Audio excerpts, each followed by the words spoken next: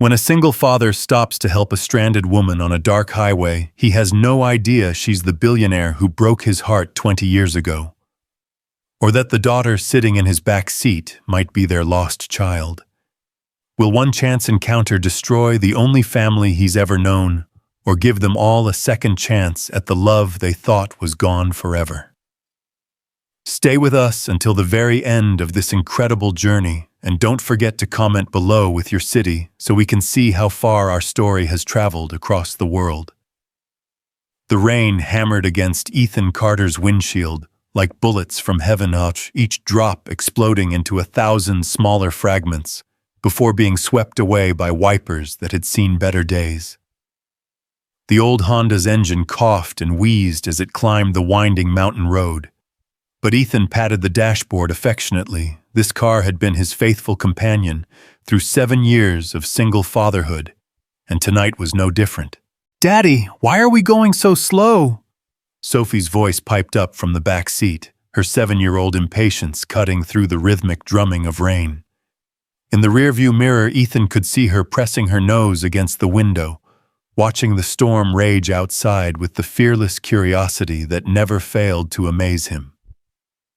"Because the roads are slippery, sweetheart," Ethan replied, his calloused hands gripping the steering wheel tighter as they rounded another curve. "We want to make sure we get home safe to Mrs. Henderson, don't we?" The elderly babysitter was probably pacing the floor right now, worried sick about them being out so late. But Ethan's construction job at the new shopping center had run over again, and by the time he'd picked Sophie up from after-school care, the storm had already begun its assault on the mountain highway that connected their small town to the city. "Look, Daddy," Sophie suddenly exclaimed, pointing ahead through the rain-streaked windshield. "There's a car." Ethan squinted through the downpour and felt his heart skip a beat. About 50 yards ahead, a sleek silver vehicle sat motionless on the shoulder of the road, its hazard lights blinking like a distress signal in the darkness. Steam or smoke, he couldn't tell which, rose from beneath the hood, barely visible in the storm. His first instinct was to keep driving. This stretch of highway was notorious for its isolation, and with Sophie in the car, his protective instincts screamed at him to mind his own business. But as they drew closer, Ethan could make out a figure standing beside the disabled vehicle, a woman soaked to the bone, her arms wrapped around herself as she shivered in the rain. "We have to help her, Daddy," Sophie said, her voice carrying that matter-of-fact tone that children used when stating the obvious. "She's all alone in the rain." Ethan's foot hovered over the accelerator for a moment longer, torn between caution and compassion. Then he caught sight of the woman's face in his headlights, pale, desperate, and utterly vulnerable, and the decision made itself. "You're right, baby girl," he murmured, pulling over behind the stranded car. "We can't just leave her out here." As Ethan stepped out into the storm, the rain immediately soaked through his worn flannel shirt and work jeans. The woman looked up as he approached, and even through the curtain of water streaming down her face, he could see the relief flood her features. "Thank God," she breathed, her voice barely audible over the storm. "I thought no one would stop." "What seems to be the problem?" Ethan called out, raising his voice to be heard over the wind and rain. As he got closer, he noticed details that didn't quite fit together. The woman's clothes were expensive designer labels that probably cost more than his monthly rent. But she was completely alone on this desolate stretch of highway, with no cell phone in sight. "I don't know," she replied, pushing wet strands of dark hair from her face. "The engine just started making this awful noise, and then steam started pouring out. I barely managed to pull over before it died completely." Ethan nodded, already moving toward the front of her car. "Pop the hood, I'll take a look." As the hood lifted, a cloud of steam billowed out, carrying with it the unmistakable smell of overheated coolant. Ethan peered into the engine bay using the flashlight app on his phone to illuminate the problem. It didn't take long to spot the issue. A radiator hose had burst, sending coolant spraying everywhere. Well, the good news is it's fixable, he announced, turning back to the woman. The bad news is you're not going anywhere tonight. That radiator hose is blown, and even if I had a replacement with me, you've lost too much coolant to drive safely. The woman's face crumpled with despair. Oh God, what am I going to do? I have to get home. There's a meeting tomorrow morning that could… She stopped herself, as if realizing she was saying too much to a stranger. Hey, it's okay, Ethan said gently, recognizing the edge of panic in her voice. Do you have someone you can call, family, a friend? She shook her head, water droplets flying from her hair. My phone died hours ago, and there's no one. The admission seemed to pain her more than the cold rain. Ethan felt Sophie's presence before he saw her. Despite his instructions to stay in the car, his daughter had climbed out and was now standing beside him, her small frame dwarfed by her bright yellow raincoat. Sophie, what did I tell you about… She's crying, Daddy. Sophie interrupted, her young voice filled with concern as she looked up at the stranded woman. We can't leave someone who's crying alone in the rain. The woman knelt down to Sophie's level, her expensive clothes soaking up muddy water from the road. You're very sweet, little one. What's your name? Sophie Carter, the girl replied with the confidence that only children possessed. And this is my daddy, Ethan. He's really good at fixing things. Sophie Carter, the woman repeated softly, as if testing the name on her tongue. Something flickered across her fade, a shadow of recognition or memory that was gone too quickly for Ethan to interpret. What's your name? Sophie asked with typical childhood directness. The woman hesitated for a moment, then smiled, the first genuine expression Ethan had seen from her. Victoria. My name is Victoria. That's a pretty name, Sophie announced. Like a princess. Victoria's smile faltered slightly, and she glanced up at Ethan with an expression he couldn't quite read. Not quite a princess, I'm afraid. Ethan made a decision that would change all their lives, though he had no way of knowing it at the time. Look, Victoria, we can't leave you stranded out here. The nearest town is 15 miles back, and there's no telling when another car might come along in this weather. Why don't you come with us? I can bring you back in the morning with the parts to fix your car. Victoria stared at him for a long moment, and in the intermittent glow of the lightning, Ethan caught glimpses of something in her eyes. Surprise, gratitude, and something else. Something that made his chest tighten with an emotion he couldn't name. I couldn't impose like that, she began, but Sophie was already taking her hand. You have to come with us, Sophie declared with the absolute certainty of childhood. Daddy makes the best hot chocolate in the whole world, and Mrs. Henderson is probably making cookies right now because she always does when it storms. Victoria looked down at Sophie, then back at Ethan, and something in her expression cracked open. If you're sure it's not too much trouble. No trouble at all, Ethan said, surprised by how much he meant it. Come on, let's get out of this rain. As they made their way back to Ethan's car, Victoria grabbed a small overnight bag from her vehicle. Ethan couldn't help but notice how she moved with a practiced elegance that spoke of boardrooms and first-class flights so different from the practical efficiency of his own world. The drive back to town was filled with Sophie's chatter about school, her friends, and her upcoming birthday party. Victoria listened with an attention that seemed to surprise even her, asking questions about Sophie's favorite subjects and hobbies with genuine interest. I love art class the most, Sophie was explaining from her car seat. Miss Peterson says I'm really good at drawing faces. I can draw you a picture if you want, Victoria. I would like that very much, Victoria replied, her voice softer than it had been on the highway. She turned slightly in the passenger seat to look at Sophie, and Ethan caught her profile in the dashboard lights. There was something hauntingly familiar about the curve of her cheek, the line of her jaw, but he couldn't place it. Do you have any kids, Victoria? Sophie asked with the innocent directness that often made adults uncomfortable. Victoria's breath caught audibly, and her hand moved to rest against her chest, as if something hurt there. No, she said quietly. No, I don't have any children. That's too bad, Sophie said matter-of-factly. Kids are really fun. You could borrow me sometimes if you want. I'm very well behaved. This drew a genuine laugh from Victoria, though Ethan thought he heard tears in it. That's very generous of you, Sophie.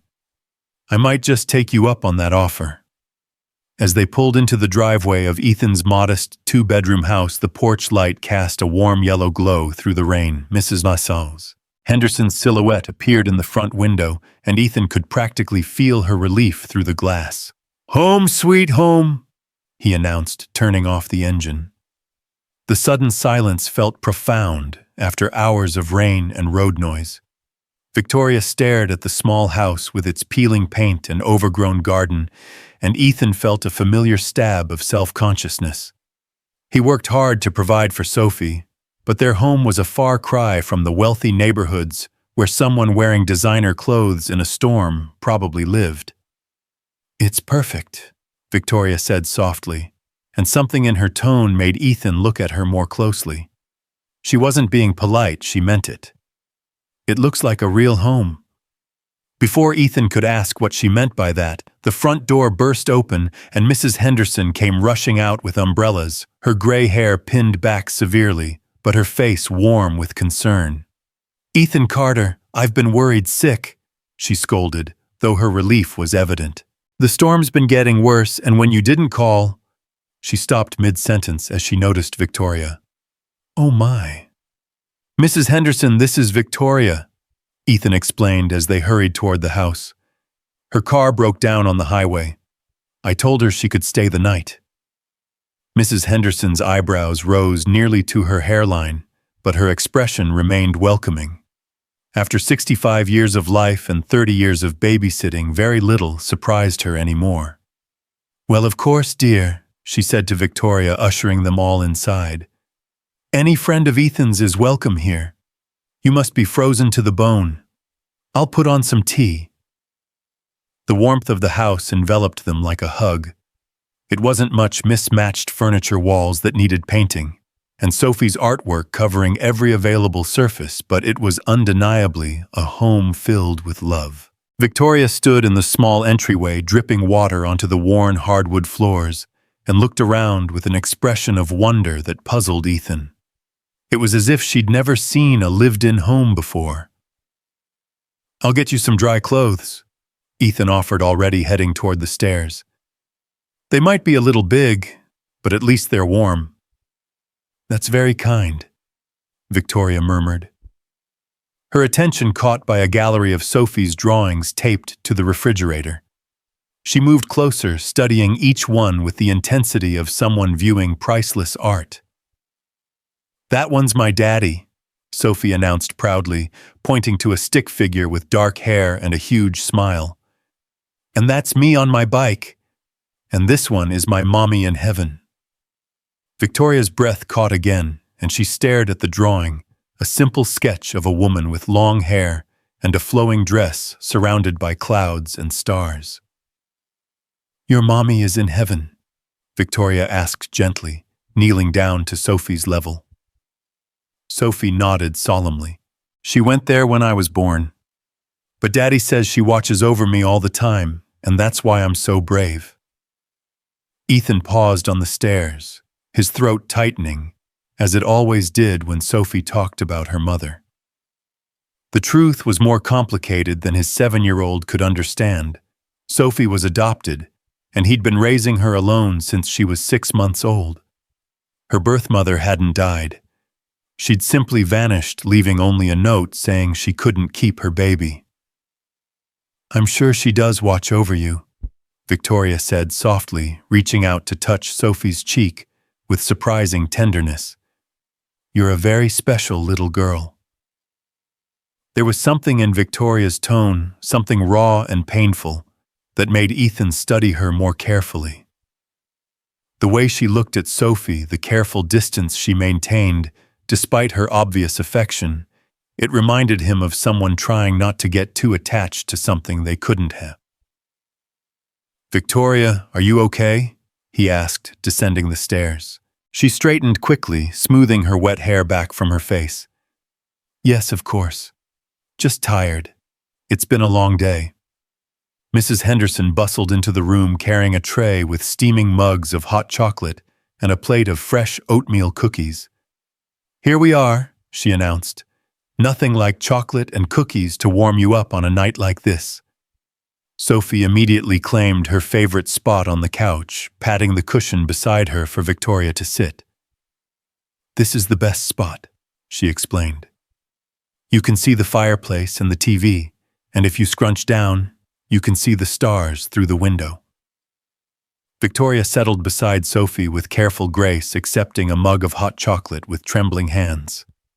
Whether from cold or something else, Ethan couldn't tell.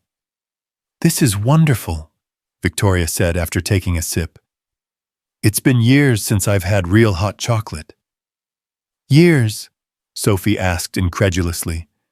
"What do you drink when it's cold?" Victoria smiled ruefully. "Coffee mostly. Lots and lots of coffee." "That sounds terrible," Sophie declared with the brutal honesty of childhood. "Coffee is yucky. Daddy drinks it, but he makes faces when he thinks I'm not looking." This earned a laugh from everyone, including Ethan. "Hey, I heard that, kiddo."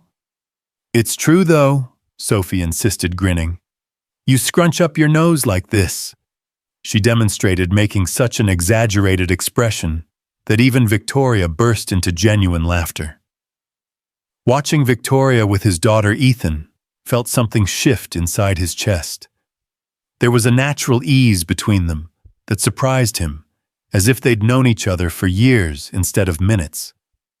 Sophie, who was usually shy around strangers, was treating Victoria like a beloved aunt she hadn't seen in ages. "Victoria, Mrs." Henderson said, settling into her favorite armchair with her own mug of tea. "What line of work are you in, dear?" Victoria's smile faltered slightly, and she took another sip of hot chocolate before answering.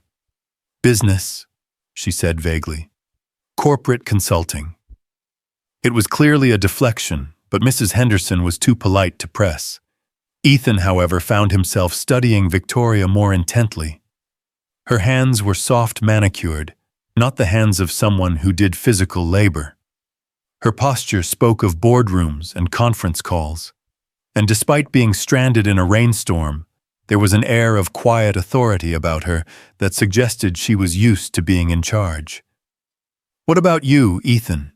Victoria asked, clearly wanting to shift the conversation away from herself. "What do you do was construction," Ethan replied simply. "I work for Morrison Building Company. We're putting up the new shopping center on the east side of town." "He builds houses too," Sophie added proudly. "Big ones and little ones. He built Mrs. Peterson's deck all by himself." "That's impressive," Victoria said, and something in her tone suggested she genuinely meant it. "You must be very skilled." Ethan felt heat rise in his cheeks. Compliments about his work always made him uncomfortable, especially from someone who clearly moved in more elevated circles than he did. "It's honest work," he said with a shrug. "Keeps a roof over our heads and food on the table." "The most important things," Victoria agreed softly, her gaze drifting around the small living room again with that same wondering expression. As the evening wore on, Sophie regaled Victoria with stories about school, her friends, and her elaborate plans for her upcoming 8th birthday party. Victoria listened with rapt attention, asking questions and laughing at all the right moments. She seemed genuinely enchanted by Sophie's enthusiasm about everything, from her science project to her loose tooth. And then, Sophie continued gesticulating wildly with her half-eaten cookie. "Jimmy Patterson said girls couldn't build rockets, so I built one that went higher than his, and it had sparkles." "Good for you," Victoria said firmly. Never let anyone tell you what you can't do because you're a girl. There was an intensity in Victoria's voice that made both Ethan and Mrs. Henderson look at her more closely. It sounded like the voice of someone who had fought that particular battle more than once. "Did people tell you that you couldn't do things?" Sophie asked with the innocent perceptiveness that children sometimes possessed. Victoria's smile became sad. "Yes, sometimes they did, but I learned to prove them wrong." "Victoria," Mrs. Henderson said gently, "you mentioned you had an important meeting tomorrow. Won't people be worried when you don't show up?" For a moment, Victoria looked stricken, as if she'd forgotten about the outside world entirely. Then she shook her head. "It's complicated. But yes, there will be consequences." "Do you need to call someone?" Ethan offered. "You can use our phone." Victoria considered this for a long moment, then shook her head again. "No. Actually, I think a night away from all of that might be exactly what I need." There was something almost desperate in the way she said it, as if she were clinging to this temporary respite from whatever waited for her in the morning. As the clock on the mantel chimed 9 o'clock, Mrs. Henderson began gathering the empty mugs. "Well, I should be getting home," she announced. "Sophie, you need to get ready for bed soon. School tomorrow, storm or no storm." Sophie's face fell. "But Victoria just got here." "Victoria will still be here in the morning," Ethan assured her, though he caught Victoria's slight flinch at the words. "Go on, kiddo. Brush your teeth and get into your pajamas. I'll be up to tuck you in a few minutes." Sophie reluctantly headed upstairs, but not before extracting a promise from Victoria that she would still be there for breakfast. With Mrs. Henderson gone, and Sophie getting ready for bed, an awkward silence settled over the living room. Ethan found himself alone with this mysterious woman who seemed to carry shadows in her eyes and secrets in her careful words. "Thank you," Victoria said quietly, staring into the dying embers of the fire. "For stopping, for bringing me here, for all of this." "Anyone would have done the same thing," Ethan replied, but Victoria shook her head. "No, they wouldn't have. You could have driven right past. Most people would have, especially with a child in the car." "Sophie wouldn't have let me," Ethan said with a small smile. "She's got a soft heart for anyone who needs help." "She's remarkable," Victoria said, her voice thick with emotion. "You've raised an extraordinary little girl, Ethan." There was something in the way she said his name that made him look at her more closely. It was as if she were tasting it, testing how it felt on her tongue. "Have we met before?" he asked suddenly, the nagging sense of familiarity finally demanding acknowledgement. "There's something about you that seems—" Victoria's eyes widened slightly, and for a moment she looked like a deer caught in headlights. "No, I don't think so, I would remember." But even as she said it, Ethan could see the lie in her eyes. There was recognition there, buried beneath years and pain, but definitely there. "Daddy," Sophie's voice called from upstairs. "I'm ready." The moment broke and Victoria looked away quickly. "You should go to her," she said. "Don't keep her waiting on my account." Ethan hesitated, sensing that they were on the verge of something important, something that might explain the strange undercurrents he'd been feeling all evening. But Sophie called again, and his daughter would always come first. "We'll get your car fixed first thing in the morning," he promised, heading toward the stairs. "There's fresh towels in the guest bathroom, and I left some clothes on the bed. Make yourself at home." As Ethan climbed the stairs to tuck Sophie in, Victoria remained on the couch, staring into the fire with tears she didn't bother to hide. The house felt different with her in it, warmer, somehow more complete. It was a dangerous feeling, one that she couldn't afford to indulge. But as Sophie's laughter drifted down from upstairs, followed by Ethan's gentle voice reading a bedtime story, Victoria allowed herself to imagine just for a moment what it would be like to belong here. To be part of this small, perfect family that had welcomed her without question. The storm raged on outside, but inside the little house 3 hearts beat in a rhythm that felt almost like destiny. None of them knew that by morning everything would change. None of them suspected that Victoria's broken-down car was the least of the repairs that would need to be made. And none of them could have imagined that the biggest storm was yet to come. The morning light filtered through the curtains of the guest bedroom, casting soft golden rays across Victoria's face as she stirred from the deepest sleep she'd had in years. For a moment, she forgot where she was, forgot the empire she'd built, forgot the boardrooms and hostile takeovers that defined her daily existence. All she knew was the smell of coffee brewing downstairs and the sound of a child's laughter echoing through the house. Reality crashed back as she sat up, her expensive clothes from yesterday, wrinkled and still slightly damp. The meeting. God, the meeting she was supposed to be leading in. She glanced at her watch. 2 hours. Her absence would send shockwaves through Hale Industries, would give her competitors the ammunition they'd been waiting for. But as she heard Sophie's voice calling for her daddy to hurry up with breakfast, Victoria found she couldn't bring herself to care. She made her way downstairs, following the sounds of domestic bliss that felt like something from a movie she'd watched but never experienced. In the kitchen, she found Ethan standing at the stove, his dark hair still mussed from sleep, flipping pancakes while Sophie sat at the small table coloring in a book with fierce concentration. "Morning," Ethan said, glancing over his shoulder with a smile that made Victoria's chest tighten unexpectedly. "Hope you slept okay. Coffee's fresh." "Like a baby," Victoria replied, accepting the mug he offered her.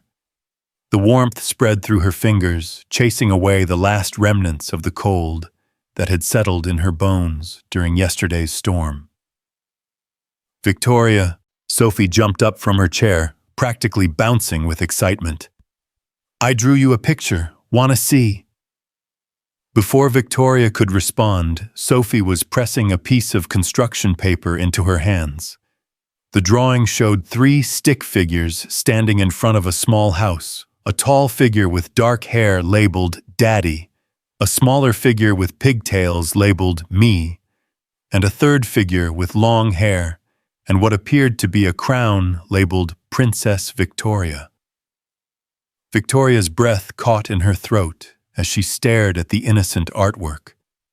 In Sophie's 7-year-old mind, she belonged here, was part of this family portrait. The crown was a sweet touch, a reminder of their conversation about her name the night before. "It's beautiful, Sophie." Victoria managed her voice slightly hoarse. "I love it." "You can keep it," Sophie declared generously. "I'll make another one for Daddy to put on the fridge." Ethan set a plate of pancakes in front of Victoria, and she was surprised to realize how hungry she was. When was the last time she'd eaten a real breakfast, instead of grabbing a protein bar between meetings? "So," Ethan said, settling into his chair across from her, "I called Jim's auto shop first thing this morning. He can have that radiator hose replaced by noon, but he needs to order the part from the city. Might not be ready until late afternoon." Victoria felt a strange mix of disappointment and relief. Another day away from the corporate world that consumed her life. Another day in this warm bubble of normalcy. But also another day of lying to these good people about who she really was. "That's fine," she said, cutting into her pancakes. "I'm in no rush." It was a lie, and they both knew it. She'd mentioned the important meeting last night, but Ethan was too polite to call her out on the contradiction. "Can Victoria come to school with us?" Sophie asked suddenly, syrup decorating her chin.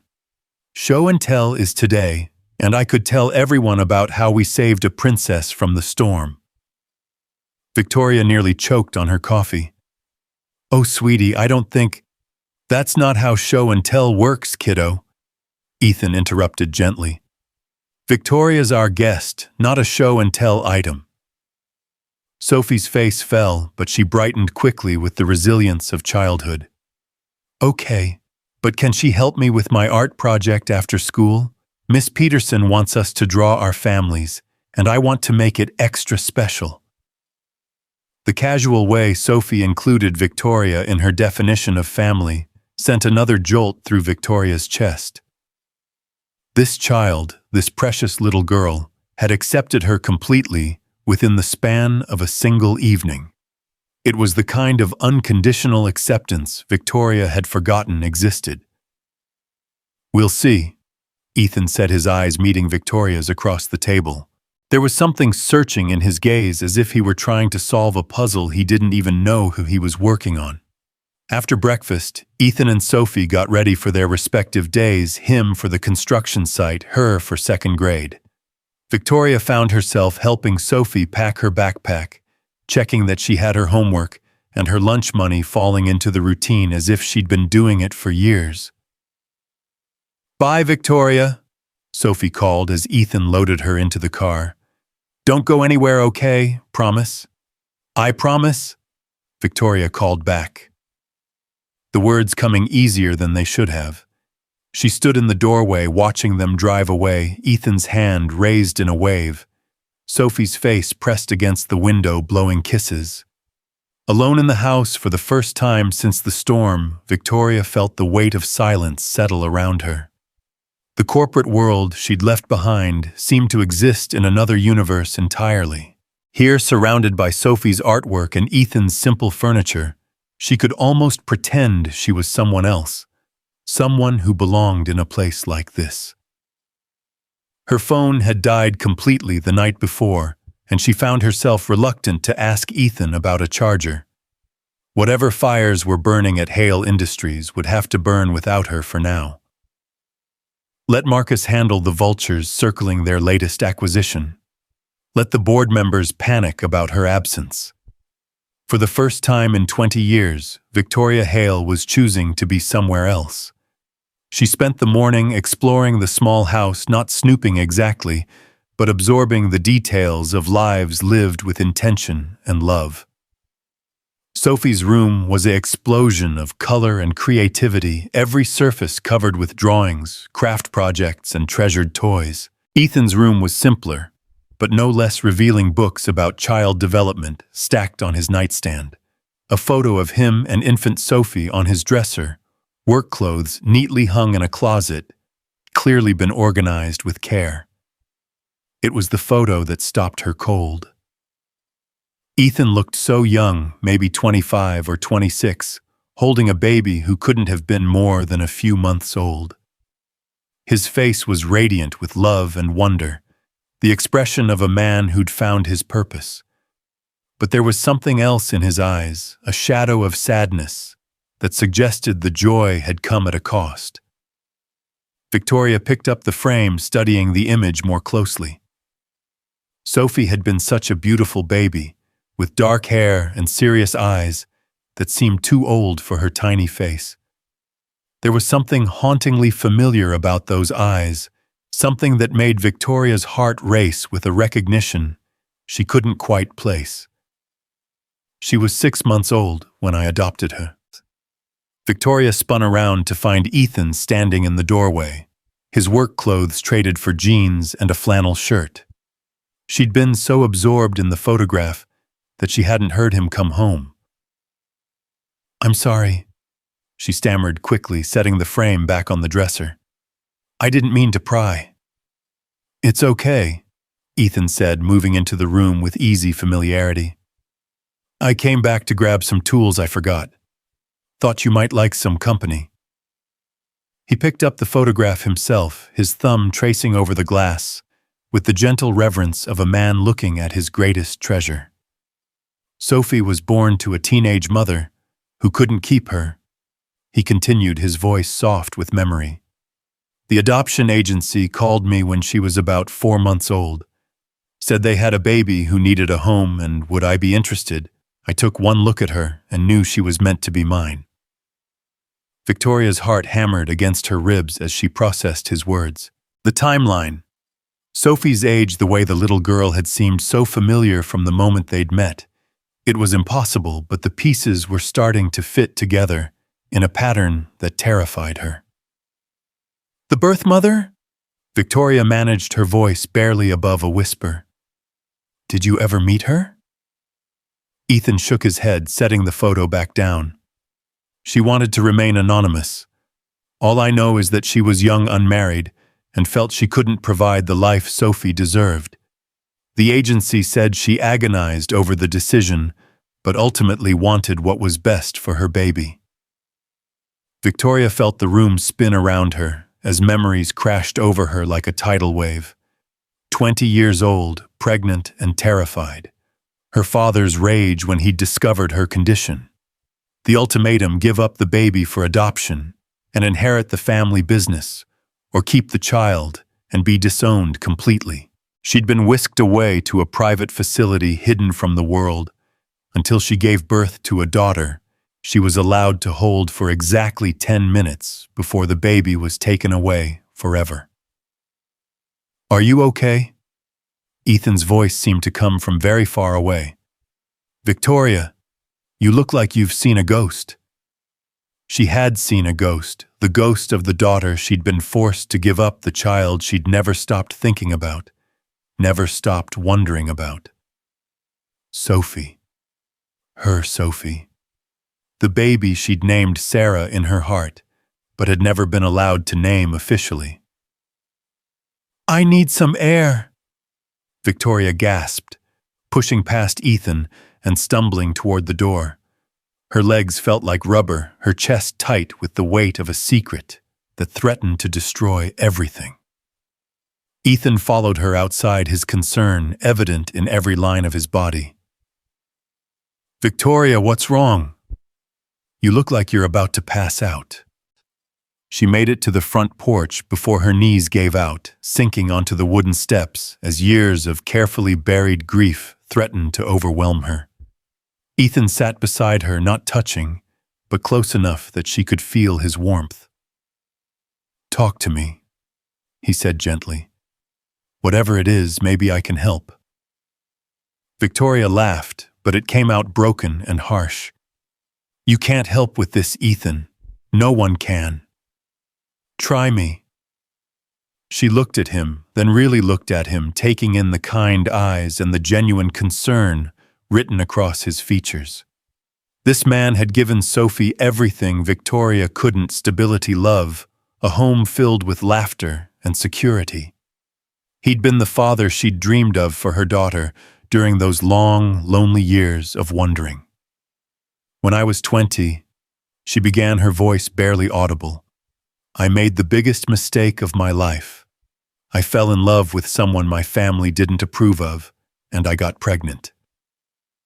Ethan's expression didn't change, didn't judge. He simply waited for her to continue.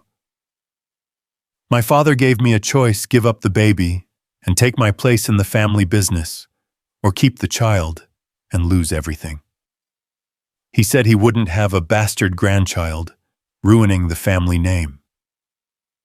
The words tasted bitter in her mouth, poisonous with years of resentment and regret. So you chose the business, Ethan said quietly, and there was no condemnation in his voice, only understanding. I chose survival, Victoria corrected. I was 20 years old, unmarried, with no education and no way to support a child. My father controlled everything: my trust fund, my inheritance, even the roof over my head. Without his support, my baby and I would have had nothing. What happened to the father? Victoria's smile was bitter. He never knew. By the time I realized I was pregnant, he was gone. Vanished without a word, leaving me to face the consequences alone. It was partially true. Michael had disappeared, but not before she'd tried desperately to find him, to tell him about the baby they'd created together. But he'd left town the day after graduation, chasing dreams of artistic success in the big city, and all her letters had come back unopened. "I've spent 20 years building an empire," Victoria continued, staring out at the quiet street lined with modest homes. "I have more money than I could spend, in 10 lifetimes more power than most people could imagine. But I've never stopped wondering about her, never stopped regretting that choice." Her, Ethan's voice was carefully neutral, but Victoria could hear the tension underlying it. "My daughter. I had a daughter." The words hung in the air between them, like a confession heavy with implications neither of them was ready to face. They sat in silence for long minutes, each lost in their own thoughts. Victoria was drowning in memories she'd spent years suppressing, the weight of her newborn daughter in her arms. The perfect, tiny fingers that had gripped hers with surprising strength, the way the baby had looked at her, with dark, serious eyes that seemed to see straight into her soul. "Victoria," Ethan said finally, his voice strange and strained. "When was your daughter born?" She knew what he was asking, knew why his hands were trembling as he waited for her answer. The same terrible possibility that had occurred to her was clearly taking root in his mind as well. "March 15th, she whispered. 7 years and 6 months ago." Ethan's sharp intake of breath was audible in the morning stillness. "That's Sophie's birthday. March 15th. The words hung between them like a bridge neither was sure they should cross.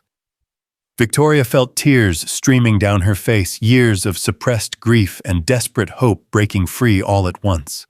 "The adoption agency," she managed through her tears. "Do you remember which one?" "Riverside Family Services," Ethan replied mechanically, his face pale with shock. "Downtown office on 5th Street. Victoria's world tilted on its axis. Riverside Family Services. The same agency her father had used, the one that had promised complete anonymity and a good home for her baby.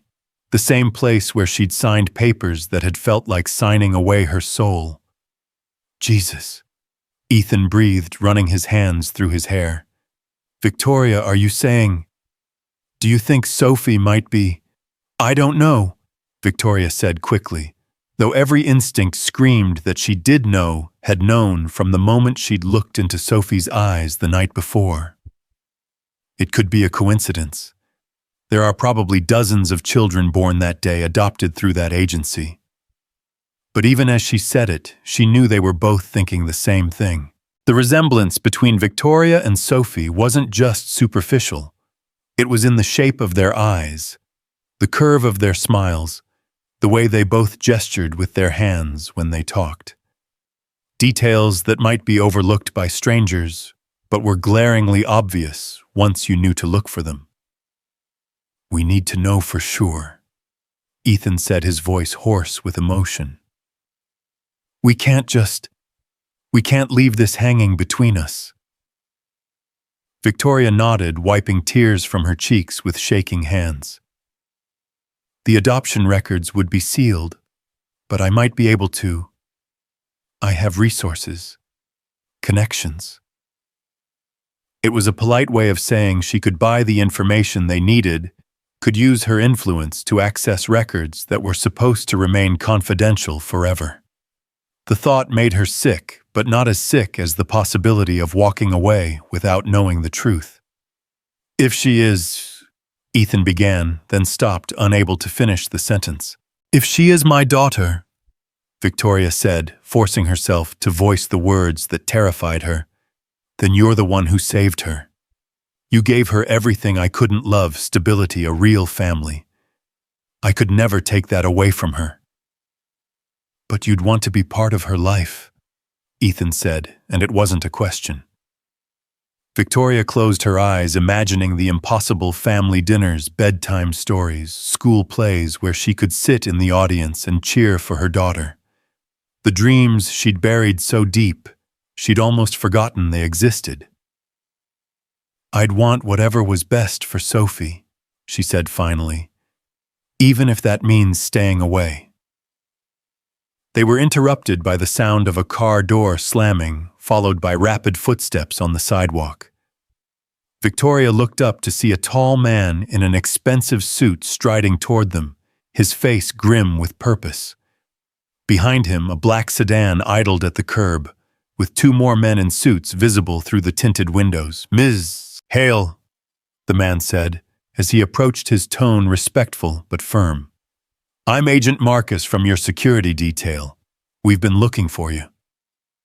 Victoria felt Ethan tense beside her as the reality of her true identity crashed into their small bubble of normalcy. She wasn't just Victoria, the stranded woman they'd helped in a storm. She was Victoria Hale, CEO of one of the largest corporations in the country, a woman whose disappearance had apparently triggered a manhunt. "How did you find me?" she asked, though she already knew the answer. GPS tracking in her car credit card records the vast network of resources at her disposal that she'd forgotten were equally available to others. "Your car was spotted on highway surveillance," Marcus replied. "We've been searching all night. The board is in emergency session, and the media is starting to ask questions about your absence from this morning's merger announcement." Victoria felt the weight of her real life settling back onto her shoulders like a lead blanket. The merger. God, she'd completely forgotten about the deal that was supposed to close today, the acquisition that would expand Hale Industries into 3 new markets and add another $1 billion to their valuation. "I need a few more hours," she said, not looking at Ethan, though she could feel his shock radiating beside her. "Ms. Hale, with respect, the situation is critical. Every hour you're missing gives our competitors more ammunition. There are already rumors about your mental state suggestions that you're not fit to lead the company." Victoria stood slowly, feeling the familiar armor of corporate responsibility sliding back into place. This was who she really was, not the woman who'd laughed at Sophie's stories and helped pack school lunches, but the ice queen who crushed competitors and built empires. "Give me 15 minutes, she told Marcus. "I'll be right out." Marcus nodded and retreated to the sedan, though Victoria could feel his watchful gaze from across the yard. She turned back to Ethan, who was staring at her with an expression she couldn't quite read. "Victoria Hale," he said slowly, testing the name. "As in Hale Industries, the woman on the cover of Forbes last month." "That's me," Victoria admitted, unable to meet his eyes. "The corporate shark, the ruthless CEO, the woman who built an empire on other people's failures." "The billionaire," Ethan added quietly. Victoria winced. "Yes, that too." They stared at each other across a gulf that suddenly seemed unbridgeable. She was Victoria Hale, whose net worth exceeded the GDP of small countries. He was Ethan Carter, a construction worker who drove a 10-year-old Honda and worried about making rent. Last night, when she'd just been Victoria, those differences hadn't mattered. Now they loomed between them like a canyon. "So what happens now?" Ethan asked. "Do you go back to your corporate world and pretend this never happened?" "I don't know," Victoria said honestly. "I've never been in this situation before." "What situation? Meeting your daughter or slumming it with the working class?" The bitterness in his voice cut deep, but Victoria couldn't blame him for it. In his eyes, she'd been lying to him from the moment they'd met, pretending to be someone she wasn't. "That's not fair," she said quietly. "Everything I showed you last night, everything I felt that was real, more real than anything I've experienced in years. But it wasn't the whole truth." "No," Victoria admitted. "It wasn't." Ethan stood up, pacing to the edge of the porch, as if he needed distance to think clearly. "Sophie's going to be heartbroken when you disappear. She was so excited to show you her art project, to have you help with her homework." "I know." The words came out broken, weighted with all the guilt Victoria had been carrying for 7 years. But maybe it's better this way. Maybe it's better if she doesn't know. Doesn't know what? That her birth mother is alive and successful and could give her everything money can buy. Or doesn't know that her birth mother is someone who chooses corporate mergers over her own child. The accusation hit like a physical blow, and Victoria felt tears spring to her eyes again. It's not that simple. Isn't it? Ethan turned to face her, his eyes blazing with a protective fury she'd never seen before. You have a choice right now, Victoria. You can walk away and go back to your billion-dollar empire, or you can stay and figure out how to be part of Sophie's life. Which is it going to be? Victoria looked toward the sedan where Marcus waited, then back at the small house where Sophie would return from school in a few hours, excited to share her day with the woman she'd decided was a princess. The weight of 20 years of carefully constructed walls pressed down on her, warring, with a desperate longing to belong somewhere to someone. I have responsibilities, she said weakly. People depend on me. The company will survive without you for a few more hours, Ethan finished. But Sophie might not survive losing another mother. The words hit home with devastating accuracy. Victoria had already abandoned Sophie once choosing security over love, success over family. Was she really going to do it again? I need to make a call, she said, finally pulling out her phone and realizing it was still dead. Can I use your phone? Ethan nodded, leading her back into the house. Victoria dialed a number she knew by heart, her hands shaking as she waited for an answer. Marcus, it's Victoria, she said when her assistant picked up. Cancel the rest of today's meetings. Push the merger announcement to tomorrow morning. But Mrs. Hale, the board specifically requested. The board works for me, not the other way around, Victoria said, with more authority than she'd felt in hours. Tell them I'm conducting due diligence on a potential acquisition. They'll understand. She hung up before Marcus could protest further, then looked at Ethan with eyes that held a desperate hope. I can give you today, she said. One day to figure out what this means, to decide what's best for Sophie. And if the DNA test confirms what we both already know. Victoria thought about Sophie's drawings on the refrigerator, about the way the little girl had included her in the family portrait, without question about the dreams she'd buried so deep she'd forgotten they existed. Then we figure out how to make this work, she said, somehow. As if summoned by their conversation, the sound of a school bus rumbled down the street, and Victoria felt her heart begin to race. In a few minutes, Sophie would come bounding through that door full of stories about her day, and eager to spend time with the woman she'd adopted as friend and family. The woman who might actually be both. Victoria Hale, who had faced down hostile takeovers and billion-dollar negotiations without flinching, had never been more terrified in her life. The school bus wheezed to a stop at the corner, its familiar yellow bulk a stark contrast to the black sedan still idling in the driveway. Victoria felt her pulse quicken as she watched through the window, Ethan standing rigid beside her, both of them suspended in a moment that would either shatter their worlds or rebuild them entirely. Sophie's voice reached them before they could see her, a bright chatter directed at her friend Emma as they walked down the sidewalk together.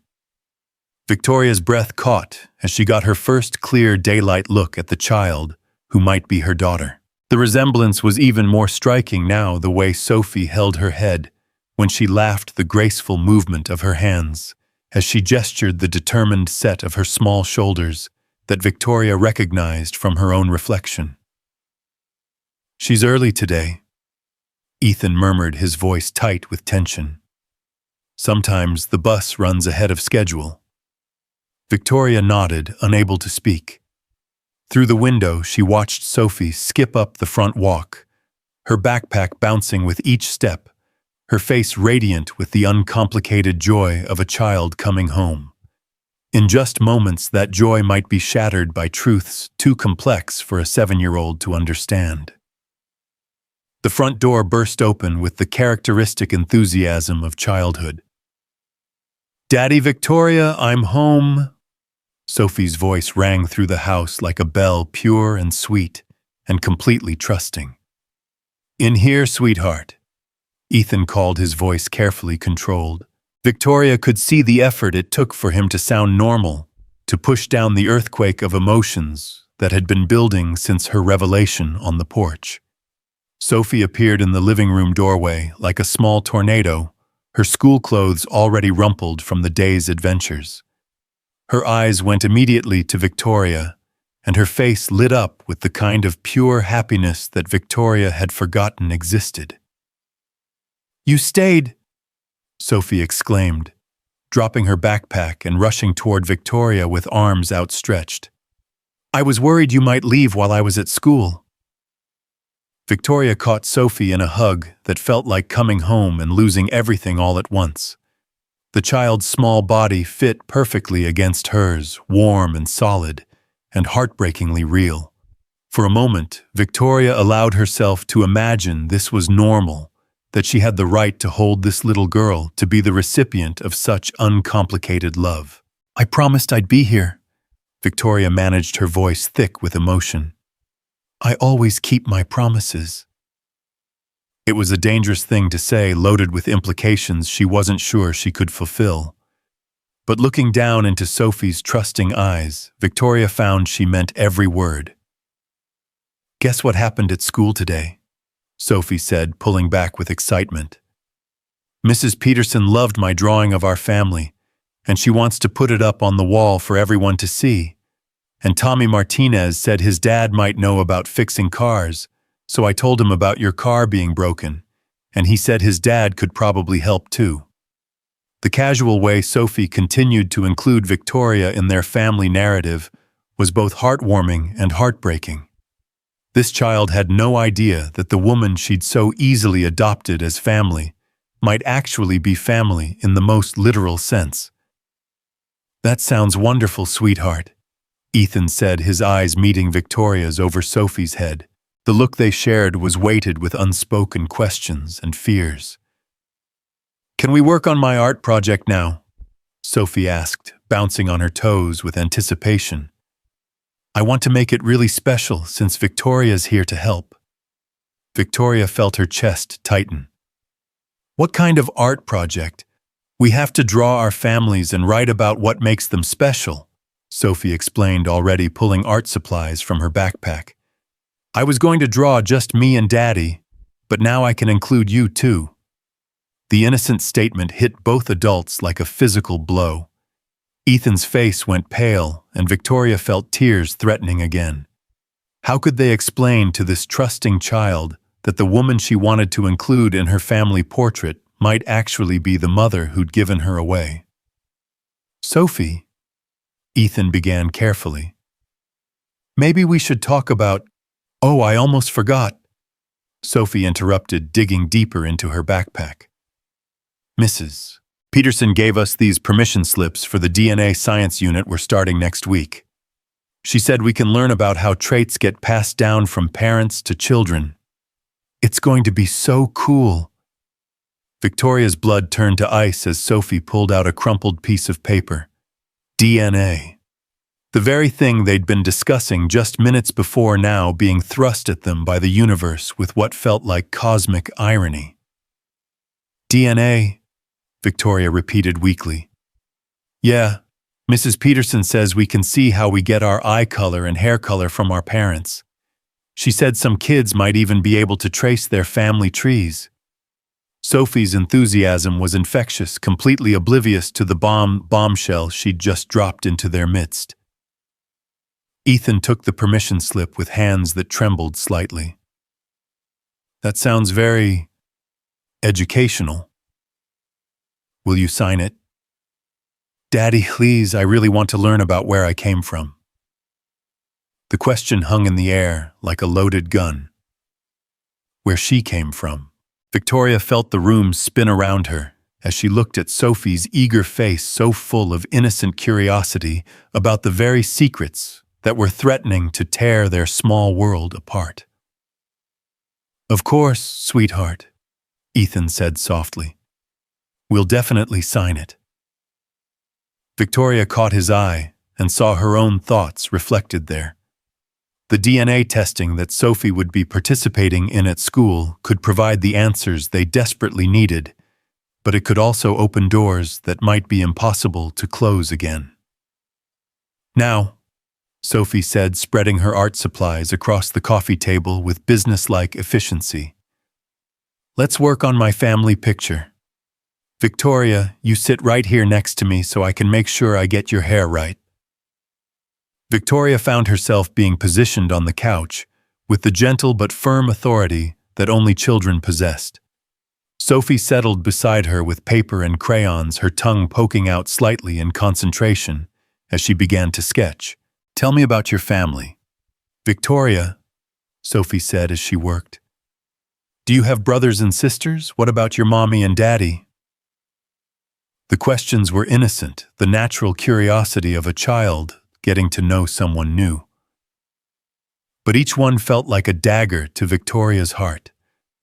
How could she explain that her family was a cold, corporate empire built on duty and expectation rather than love?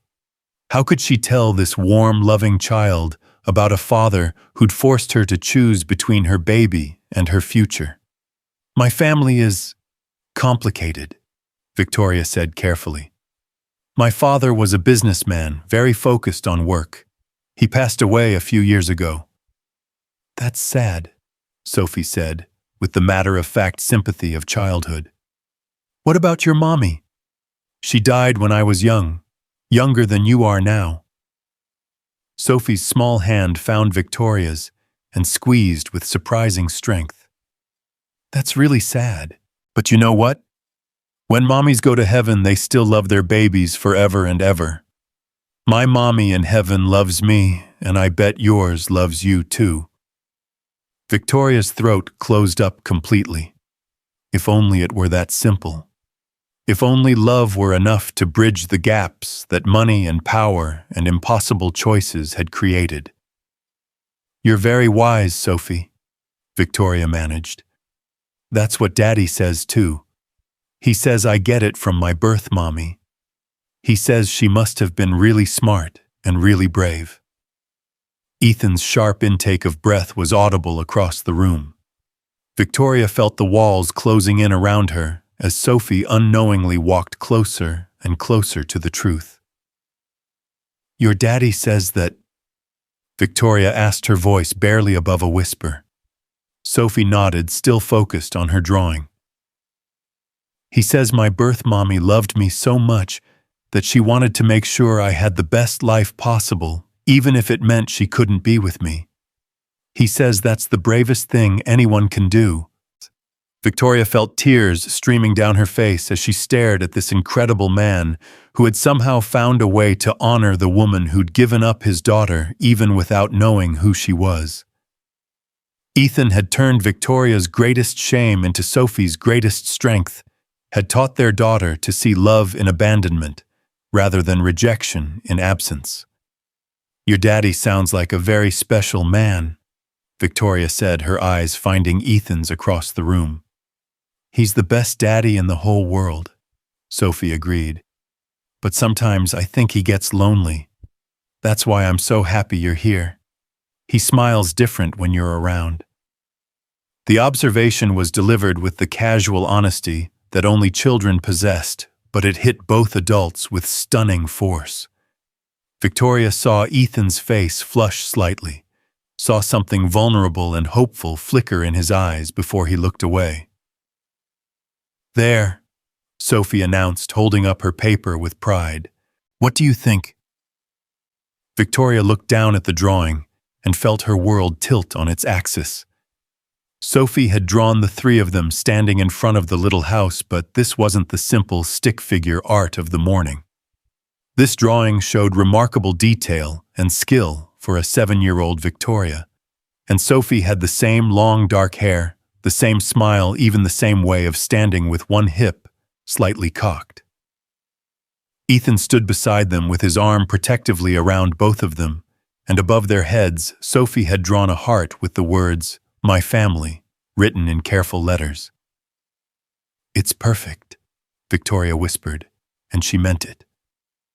Despite everything, despite the lies and secrets and impossible complications, there was something right about the picture Sophie had drawn. Something that felt like destiny. "Can I ask you something, Victoria?" Sophie said, setting down her crayons and turning to face her with serious eyes. "Of course, sweetheart. Do you think families are just people who live together? Or can they be people who love each other even if they're not the same?" The question was so mature, so thoughtful, that Victoria wondered if Sophie somehow sensed the undercurrents swirling around her. Children were often more perceptive than adults gave them credit for. "I think families are about love," Victoria said carefully. "About people who care for each other and want what's best for each other, even when it's hard." Sophie nodded solemnly. "That's what I think too. So even if someone isn't your mommy or daddy by born, they can still be family if they love you enough." "Yes," Victoria said, her voice breaking slightly. "I think that's exactly right." "Good," Sophie said with satisfaction. "Because I decided you're family now. You can't take it back once I decide." The declaration was made with such finality, such absolute certainty, that Victoria felt her carefully constructed walls crumble completely. This child, this beautiful, incredible child, who might be her daughter, had claimed her as family, without knowing their potential connection. It was the kind of unconditional acceptance Victoria had never experienced, not even from her own father. "Sophie," Ethan said gently, "there's something Victoria and I need to talk to you about." Victoria's heart stopped.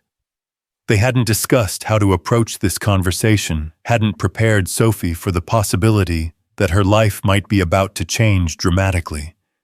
But looking at the trust in Sophie's eyes, Victoria realized they couldn't keep lying to her, couldn't let her get more attached without knowing the truth. "Am I in trouble?" Sophie asked, her voice suddenly small. "No, sweetheart, not at all," Victoria said, quickly reaching for Sophie's hand. "You could never be in trouble. You're perfect exactly as you are." "Then what is it?" Ethan moved closer, settling on Sophie's other side so they formed a protective circle around her. "Remember how we've talked about how you're adopted, how your birth mommy loved you, but couldn't take care of you?" Sophie nodded. "And then you adopted me and became my real daddy." "That's right.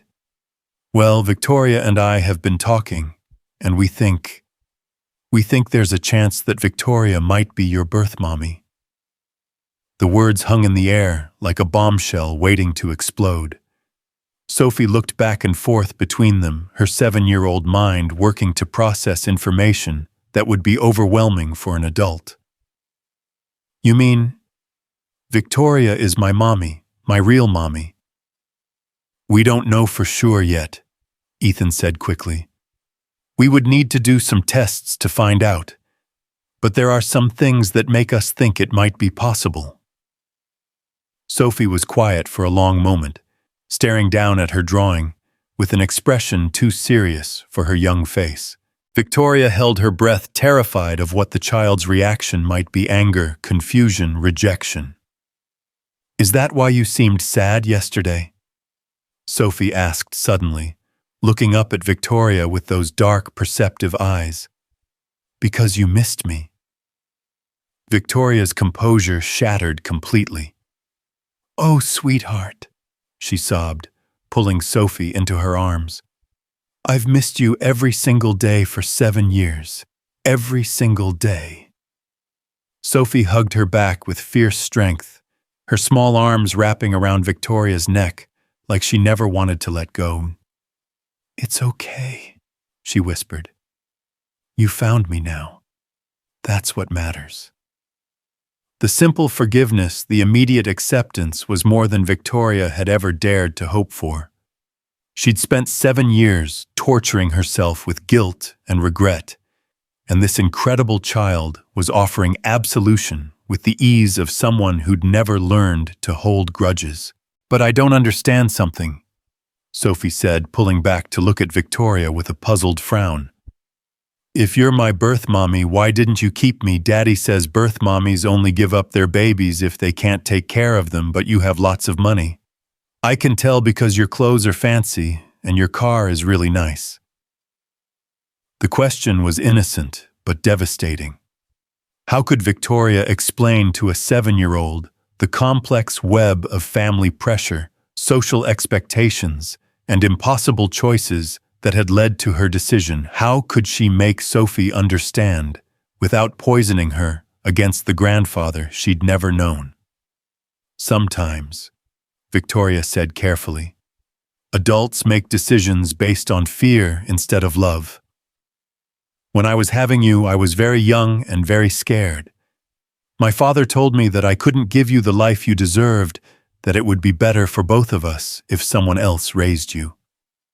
But that was silly, Sophie said with the brutal honesty of childhood.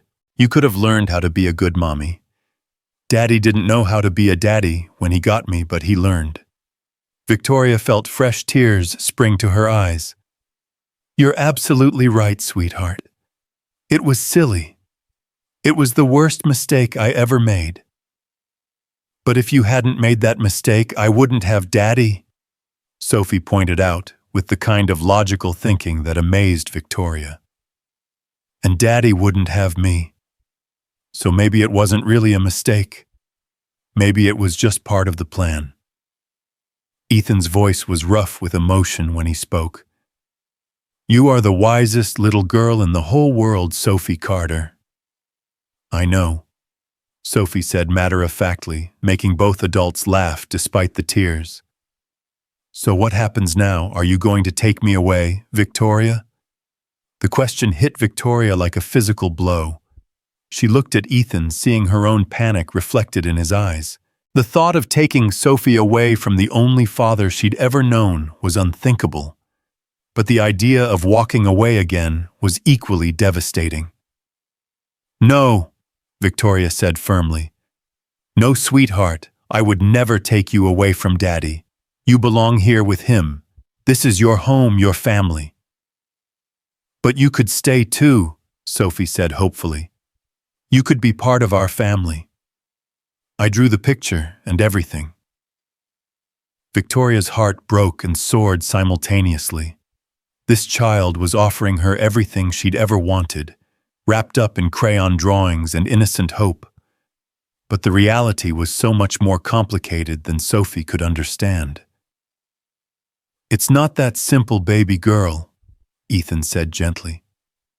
Victoria has a very important job, a big company to run. She can't just stay here with us. Why not? Sophie asked with the directness that only children possessed.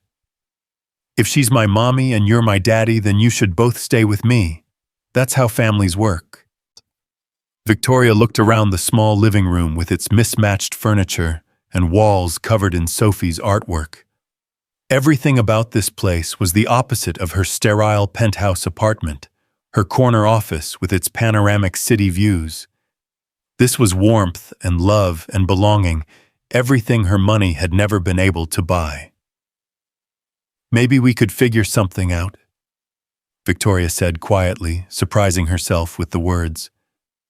Maybe there's a way to make this work. Ethan stared at her. What are you saying? I'm saying that maybe Sophie's right. Maybe families are about love, not logistics. Maybe I've been running from the wrong things all these years. Before either of them could respond, the front door opened, and Mrs. Henderson's voice called out cheerfully, "Hello, dear ones. I brought some fresh bread from the bakery." The elderly woman appeared in the living room doorway, took one look at the tear-stained faces and emotional intensity, and stopped short. Oh my, Is everything all right? Sophie jumped up from the couch with renewed energy. Mrs. Henderson, guess what? Victoria might be my birth mommy. Isn't that amazing? Mrs. Henderson's eyebrows shot up to her hairline as she looked between Victoria and Ethan with sharp, assessing eyes. After a moment, she nodded slowly. Well, I'll be. That would explain a few things. What do you mean? Ethan asked. The resemblance, for one thing. I noticed it last night but didn't want to say anything. And the way you look at her, Victoria, like you're memorizing every detail. That's not how strangers look at children. Victoria felt heat rise in her cheeks. Apparently, she'd been more transparent than she'd realized. We're going to do a DNA test, Sophie announced importantly. At school for science class, Mrs. Peterson is going to teach us all about family traits and genetics. Mrs. Henderson's expression grew thoughtful. That's quite a coincidence. Or fate, Victoria murmured, thinking about the permission slip that had appeared just when they needed answers most. What happens if the test confirms it? Mrs. Henderson asked quietly, her tone gentle but probing. What then? It was the question they'd all been dancing around the elephant in the room that grew larger with each passing moment. Victoria looked at Sophie, still bright-eyed with excitement, about the possibility of having found her birth mother, then at Ethan, whose expression showed a mixture of hope and terror. I don't know, Victoria admitted. I've never been in this situation before. None of us have, Ethan added. We're all just trying to figure it out as we go. Sophie climbed back onto the couch between them, taking both their hands in her small ones. I know what should happen, she announced with the confidence of someone who'd never encountered a problem she couldn't solve. What's that, sweetheart? Victoria asked. We should be a family, all of us together. Victoria can work on her computer here, and Daddy can build things, and I can go to school and draw pictures of our family that actually is our family. The solution was so simple, so pure in its logic that Victoria felt her breath catch. Out of the mouths of babes. Sophie had cut through all the complex adult reasoning and social expectations to arrive at the heart of the matter. They belonged together. It's not that simple, baby girl, Ethan said gently. Victoria lives in the city, has responsibilities. So I have responsibilities too. I have to feed my goldfish and do my homework and help Mrs. Peterson with the class pet. But I still have time for family. Victoria found herself laughing through her tears. She has a point. You're seriously considering this? Ethan asked, his voice filled with disbelief. Victoria looked around the room again, taking in every detail. The family photos on the mantel. The bookshelves filled with children's stories and parenting guides. The sense of home that permeated every corner.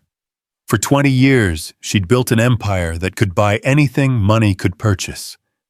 But she'd never bought belonging. She'd never bought love.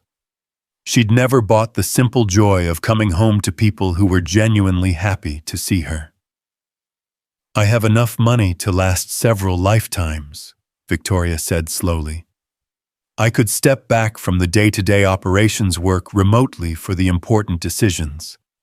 The company would survive without me micromanaging every detail. But would you survive without the company? Ethan asked. It's been your whole life for 20 years. Victoria thought about the cold efficiency of her penthouse, the loneliness of success without anyone to share it with, the hollow feeling that had been growing in her chest for years as she climbed higher and higher up the corporate ladder, only to realize she was climbing alone. Maybe it's time to find out what else life has to offer, she said.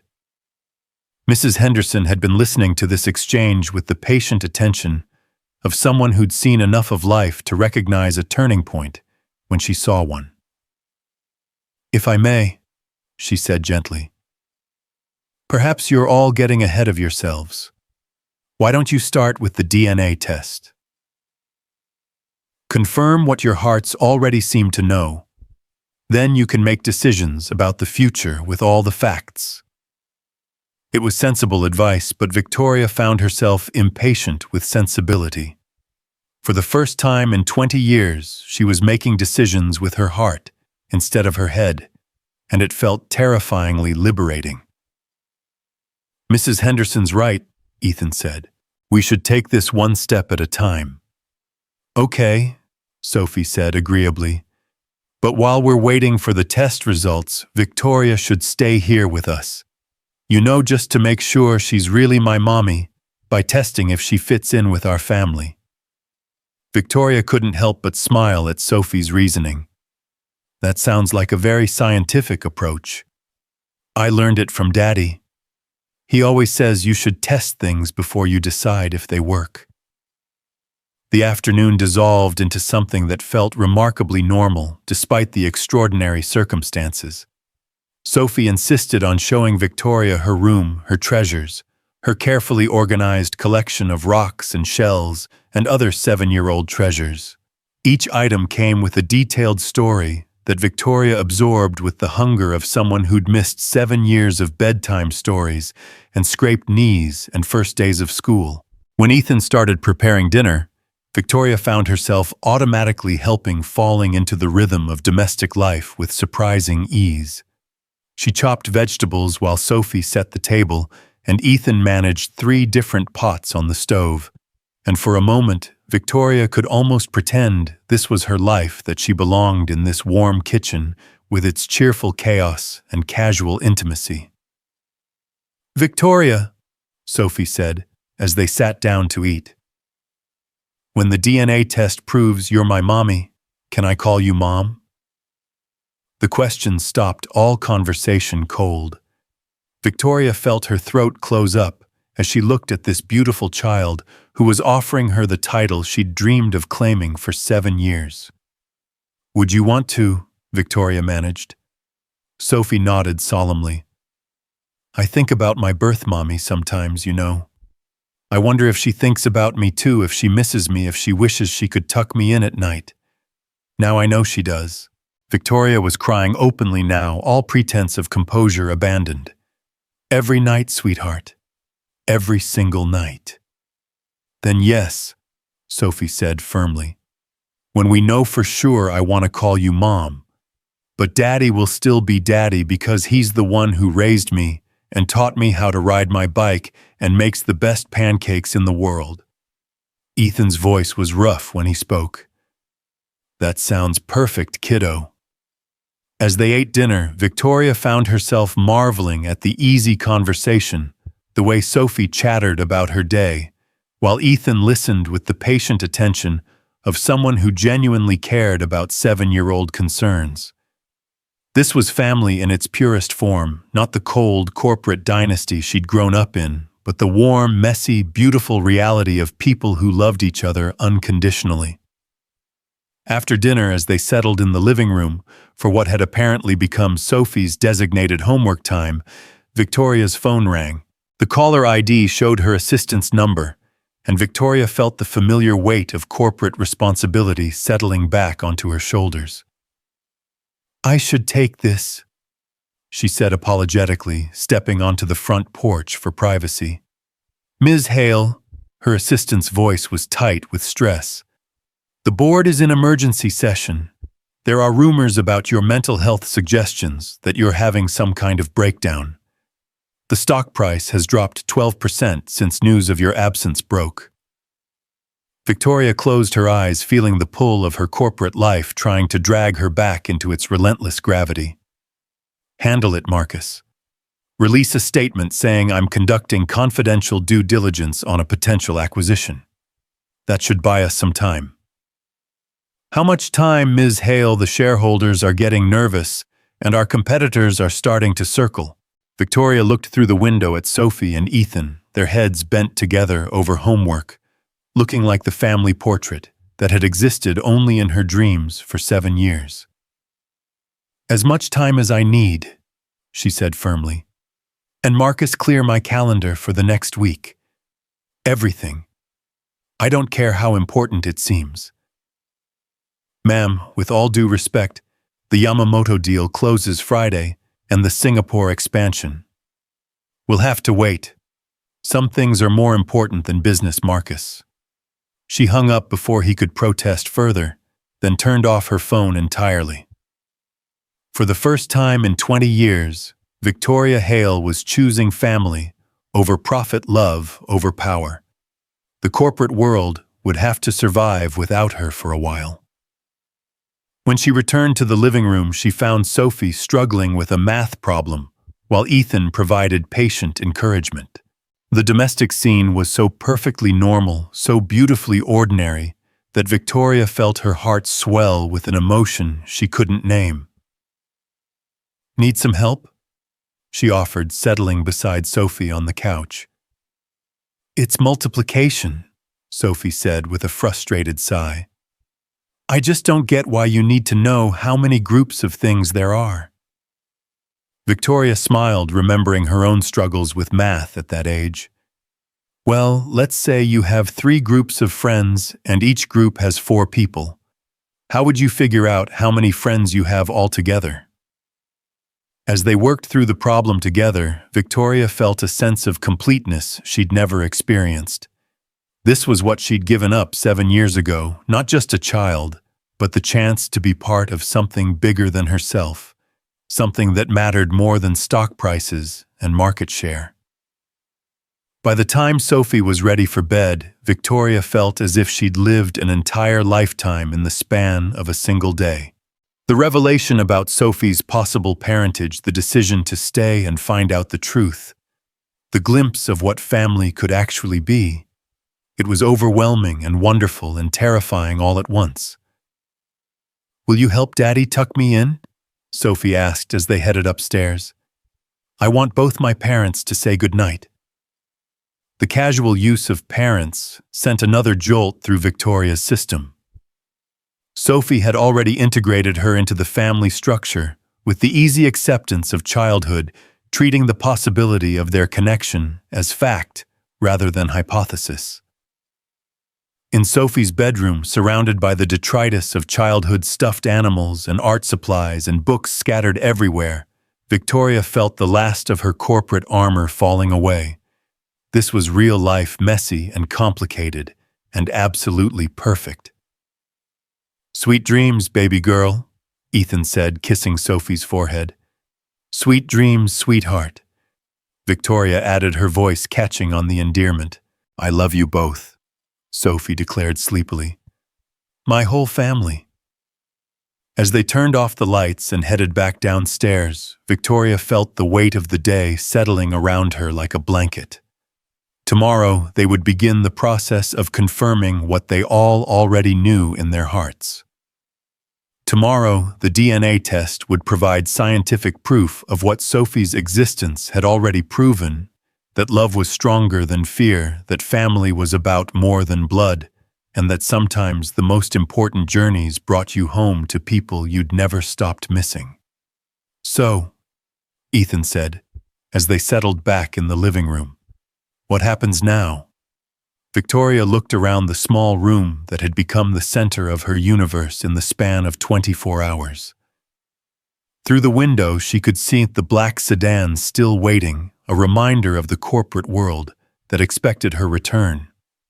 But here, in this warm space filled with love and laughter and belonging, that world seemed very far away. Now, Victoria said, we find out if DNA can prove what my heart already knows. And then we figure out how to build the family we should have had all along. The words hung in the air between them, a promise and a prayer all at once. Outside, the storm from the night before had passed, leaving behind the kind of crystal-clear evening that made everything seem possible. And inside the small house where a single father and his daughter had welcomed a stranger, 3 hearts beat in rhythm with the hope that broken things could be mended, that lost things could be found, and that love really could conquer all. The morning sun streamed through the kitchen windows as Victoria found herself standing at the stove making pancakes with the same careful attention she'd once reserved for billion-dollar mergers. 3 days had passed since her world had been turned upside down, and she was still marveling at how naturally she'd slipped into the rhythm of domestic life. The DNA test results were due any moment, but Victoria had already made her peace with what they would reveal. Some truths didn't need scientific confirmation. Perfect circles, just like Daddy makes them, Sophie observed from her perch at the kitchen table, watching Victoria flip pancakes with growing confidence. "You're getting really good at this, Victoria." "I had an excellent teacher," Victoria replied, glancing at Ethan as he packed Sophie's lunch for school. The past few days had been a revelation in more ways than one. Watching Ethan navigate the complex choreography of single parenthood had filled Victoria with both admiration and guilt. How different might their lives have been if she'd found the courage to choose love over security 7 years ago. The phone rang just as Victoria was plating the last pancake, and all three of them froze. They'd been expecting the call from Dr. Morrison at the genetics lab, but now that the moment had arrived, no one seemed eager to answer. "I'll get it," Ethan said finally, his voice carefully controlled. He picked up the phone on the third ring. "Hello?" Victoria watched his face as he listened, searching for any clue about what the doctor was telling him. Sophie had abandoned her breakfast entirely, her dark eyes wide with anticipation. "I see," Ethan said finally.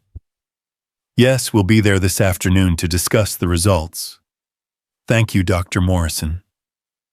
He hung up and turned to face them, his expression unreadable. The silence stretched between them like a held breath. "Well," Victoria whispered, "he wants to see us in person to discuss the results. Said it's lab policy for paternity, for family confirmation tests." Sophie bounced in her chair. "That means it's true, right? Otherwise he would just say no on the phone." Victoria's heart hammered against her ribs. After 7 years of wondering, 7 years of guilt and regret and carefully buried hope, she was about to have scientific confirmation of what her soul had known from the moment she'd looked into Sophie's eyes. "We'll know for sure this afternoon," Ethan said gently. "But sweetheart, whatever the results say, nothing changes how much we all love each other, okay?" Sophie nodded solemnly, but Victoria could see the excitement bubbling beneath her composed exterior. This child who had accepted the possibility of having found her birth mother with such grace and maturity was still at heart a 7-year-old who wanted her family to be complete. The school day passed in a blur of nervous energy. Victoria found herself cleaning the already spotless house, organizing Sophie's art supplies, doing anything to keep her hands busy, while her mind raced with possibilities. What would she say to Sophie when they had confirmation? How would she explain 7 years of absence? How would she fit into a life that had functioned perfectly well without her? Ethan had taken the afternoon off work, claiming a family emergency that was more truthful than his supervisor could have imagined. When they picked Sophie up from school, she chattered nervously about her day, clearly as anxious as the adults to learn what Dr. Morrison would tell them. The genetics lab was housed in a modern medical building on the outskirts of town, all glass and steel efficiency, that reminded Victoria uncomfortably of her corporate world. Dr. Morrison was a kind-faced man in his 50s, who greeted them with the gentle professionalism of someone who delivered life-changing news on a regular basis. "Please have a seat," he said, gesturing to the chairs arranged around his desk. "I'm sure you're all anxious to hear the results." Sophie sat between Victoria and Ethan, her small hands gripping theirs with surprising strength. Victoria found herself holding her breath as Dr. Morrison opened the file on his desk. "Well," he said, with a smile that immediately told Victoria everything she needed to know. "The DNA analysis confirms with 99.7% certainty that Victoria Hale is Sophie's biological mother. The words hit Victoria like a physical force, even though she'd been expecting them. 7 years of wondering, of imagining, of dreaming had suddenly become scientific fact. Sophie was her daughter, her baby. The child she'd given up was sitting right beside her, very much alive and perfect and real. "I knew it," Sophie exclaimed, throwing her arms around Victoria with such enthusiasm that they nearly toppled out of their chairs. "I knew you were my mommy. I could feel it in my heart." Victoria held Sophie close, tears streaming down her face as 7 years of suppressed grief and joy finally found their release. This was her daughter, her child, the baby she'd held for 10 precious minutes before being forced to let go. "There's more," Dr. Morrison continued gently. "The genetic profile also shows some interesting family medical history that might be relevant for Sophie's future health care. Nothing concerning, but information that could be useful." As Dr. Morrison explained the technical details, Victoria found herself studying Sophie's face with new eyes. Her daughter. The resemblance that had seemed so striking before, but now what made perfect sense, the shape of her eyes, the curve of her smile, even the way she tilted her head when she was thinking hard about something. "So what happens now?" Sophie asked when Dr. Morrison had finished his explanation. "Now that we know for sure, I mean." Victoria looked at Ethan, seeing her own uncertainty reflected in his eyes. They'd been so focused on confirming their suspicions that they hadn't fully considered the implications of being proven right.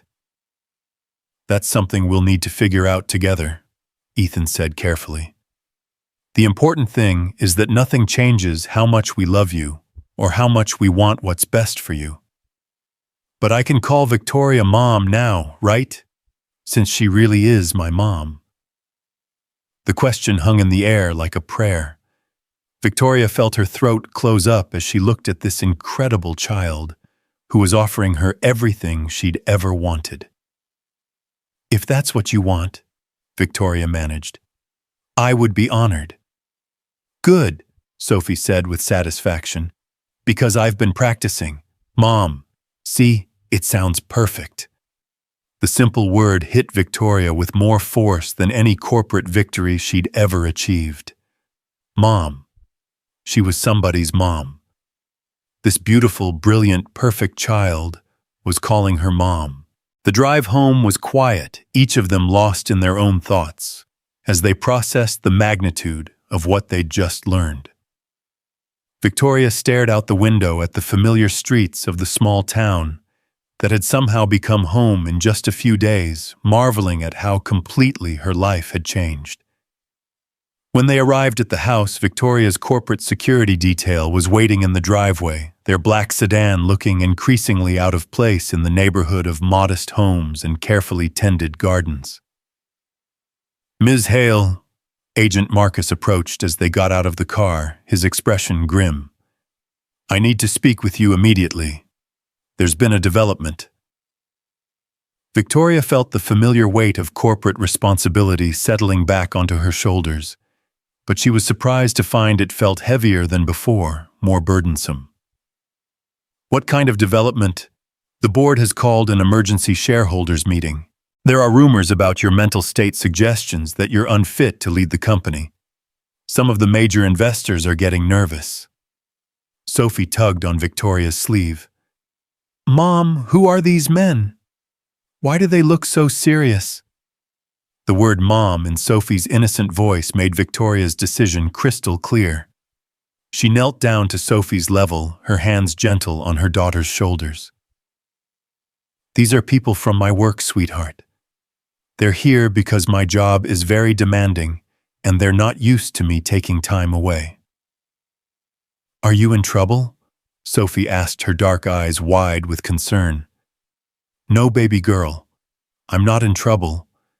But I do need to make some important decisions about what's most important to me." Victoria stood and faced Agent Marcus with the commanding presence that had built an empire. Tell the board that I'll address their concerns in due time. But I'm not leaving. Not today. Ms. Hale, with all due respect, your absence is creating a crisis of confidence. The stock price has dropped 18%, and there are hostile takeover rumors. Then let them try, Victoria said coldly. I didn't build Hale Industries to be vulnerable to corporate vultures. If the company can't survive a few days without my micromanagement, then maybe I haven't done my job as well as I thought. Agent Marcus looked stunned. In all his years of working for Victoria, he'd never heard her dismiss corporate concerns so casually. Ma'am, perhaps if you could just make a brief appearance, reassure the investors. No. Victoria's voice brooked no argument. I have more important things to do right now, like figuring out how to be the mother my daughter deserves. The words hung in the air like a gauntlet thrown down. Victoria had just publicly declared that her family was more important than her empire, that love trumped profit in her personal hierarchy of values. Sophie beamed up at her with pure adoration. You chose us, she said simply. You chose your family. Always, Victoria said firmly. I chose wrong once, sweetheart. I won't make that mistake again. Agent Marcus retreated to his sedan to make what were undoubtedly frantic phone calls to the corporate headquarters, while Victoria, Ethan, and Sophie headed inside to figure out what their new reality would look like. Are you sure about this? Ethan asked once they were alone in the living room. You're talking about walking away from everything you've built. I'm talking about building something better, Victoria corrected. I've spent 20 years accumulating money and power, and what did it get me? A corner office and a penthouse apartment where I ate dinner alone every night. I don't want that life anymore. But the company, your employees, all those people who depend on you, will be fine. I have excellent managers, brilliant vice presidents, a board of directors who are more than capable of running day-to-day operations. Maybe it's time I trusted them to do their jobs. Sophie had been listening to this conversation with the intense focus of a child trying to understand adult complexities. Does this mean you're going to stay with us forever? Victoria felt her heart swell with an emotion so pure it was almost painful. If you'll have me. If your daddy thinks it's a good idea. Ethan was quiet for a long moment, his expression thoughtful. Victoria held her breath, realizing that her entire future hung on his answer. He could say no. He could reasonably argue that Sophie's life had been stable and happy without her, that introducing a biological mother into the equation would only create confusion and complications. Sophie, Ethan said finally, what do you think?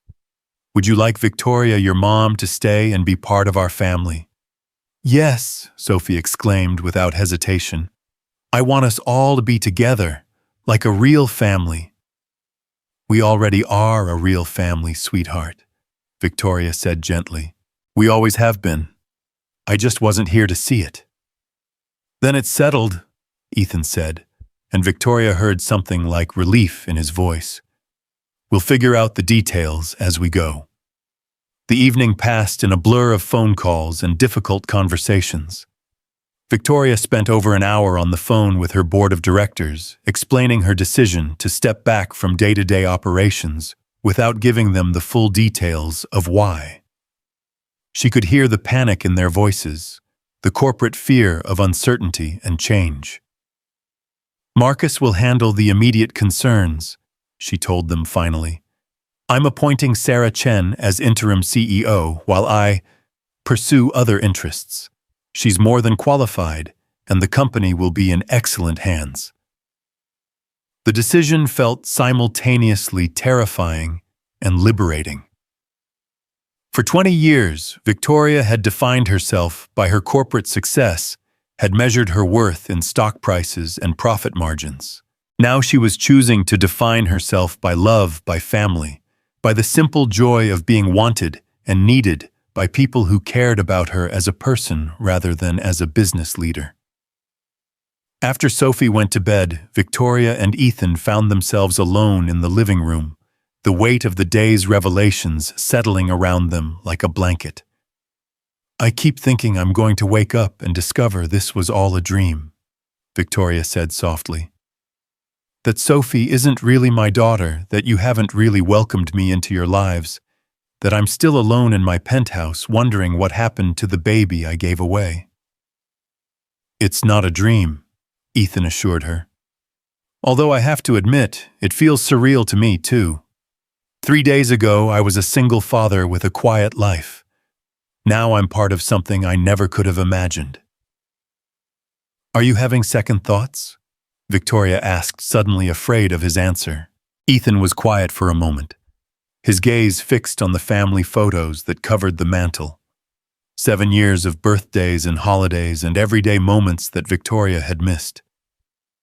"I'd be lying if I said I wasn't scared," he admitted finally. "Sophie's been my whole world for 7 years. I've made every decision based on what's best for her, filled our entire life around keeping her safe and happy. The thought of sharing that responsibility with someone else, it's terrifying." Victoria felt her heart sink. "I understand. If you think it would be better for Sophie—" "I'm not finished," Ethan interrupted gently. "Yes, I'm scared, but I'm also hopeful. Sophie's been asking questions about her birth mother for years. Where she came from, whether she was loved, if she ever thinks about her. Now she has answers. Now she knows she comes from love, that her mother thinks about her every day, that she's wanted by both her parents." "Both her parents," Victoria repeated softly. "I like the sound of that." "So do I," Ethan admitted. "More than I expected to." They sat in comfortable silence for a while, each lost in their own thoughts, about how dramatically their lives had changed in such a short time. Outside, the small town was settling into its nighttime rhythm, porch lights flickering all on and families gathering around dinner tables. "Ethan," Victoria said finally, "I need you to know that I'm not trying to replace you or take over. You're Sophie's father in every way that matters. You're the one who raised her, who taught her right from wrong, who held her when she was sick and celebrated her achievements. I could never take that away from you, and I wouldn't want to." "Then what do you want?" Ethan asked, his voice gentle but probing. Victoria thought about the question, really considered what she hoped for in this new life she was building. "I want to be part of her life," she said slowly. "I want to know her favorite color and her biggest fears and what makes her laugh. I want to help with homework and attend school plays and be there for all the moments I've already missed. I want to learn how to be a mother." "And what about us?" Ethan asked quietly. "You and me." The question hung in the air between them, loaded with implications neither had fully acknowledged. Over the past few days, Victoria had become aware of something growing between them, something that went beyond their shared love for Sophie. The way Ethan looked at her when he thought she wasn't watching, the easy intimacy that had developed as they navigated the domestic routines of family life, the way her heart skipped when he smiled at her. It was all pointing toward feelings she wasn't sure she was ready to examine. "I don't know," Victoria said honestly. "I know there's something here, something between us. But everything's happened so fast, and we're both trying to figure out what's best for Sophie." "Maybe we don't have to figure it all out right now," Ethan suggested. "Maybe we can just take it one day at a time and see what develops naturally." Victoria nodded, grateful for his patience and understanding. "I'd like that." They were interrupted by the sound of footsteps on the stairs, and Sophie appeared in the doorway in her pajamas, clutching her favorite stuffed elephant. "I can't sleep," she announced. "I keep thinking about how everything's different now." "Different how, sweetheart?" Victoria asked, making room for Sophie on the couch between them. "Good, different," Sophie clarified, snuggling against Victoria's side. Like how our family is bigger now, and how I have a mom and a dad who both live here with me, but also scary different because what if it changes again? What if you decide you don't want to stay? Victoria's heart broke at the vulnerability in Sophie's voice. This child had already experienced one abandonment by her birth mother, and now she was terrified of experiencing another.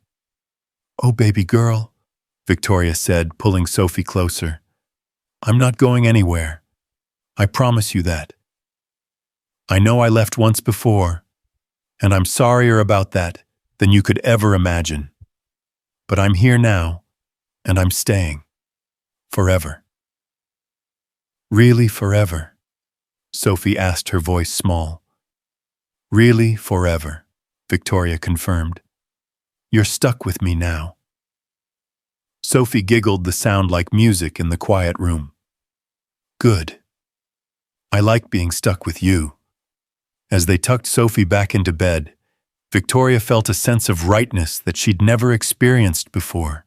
This was where she belonged, in this small house with its lived-in furniture and walls covered in children's artwork, with this man who'd raised her daughter with such love and patience, with this incredible child who'd forgiven her so completely. "Sweet dreams, my love," Victoria whispered as she kissed Sophie's forehead. "Sweet dreams, Mom," Sophie replied sleepily. "I love you. I love you too, sweetheart. More than all the stars in the sky." Later, as Victoria settled into the guest bedroom that was slowly becoming her room, she reflected on the extraordinary turn her life had taken. A week ago, she'd been Victoria Hale, corporate titan, isolated in her ivory tower of success. Tonight, she was simply Victoria Sophie's mom, part of a family home in a way she'd never been before. Her phone buzzed with urgent messages from the corporate world she'd left behind, but Victoria didn't even glance at them. Let the vultures circle. Let the stock price fluctuate. Let the board panic about quarterly projections and market share. She had more important things to focus on now. Through the thin walls, she could hear Ethan moving around in his room, getting ready for bed. The sounds of domestic life that she was slowly learning to be part of. Tomorrow they would begin the complex process of legally establishing her parental rights, of figuring out how to blend their lives into something that worked for all of them. There would be challenges, adjustments, moments of uncertainty and fear. But tonight, for the first time in 7 years, Victoria Hale fell asleep, knowing that her daughter was safe and loved just down the hall, that she was part of something bigger than herself, that she had finally found what money could never buy. The corporate empire she'd spent 20 years building would survive without her constant attention. But this family, this precious, perfect, complicated family, needed her to be present, to be real, to choose love over fear every single day. And for the first time in her life, Victoria knew without a doubt that she was making the right choice. The morning brought new challenges as Victoria faced the reality of truly stepping away from her corporate life.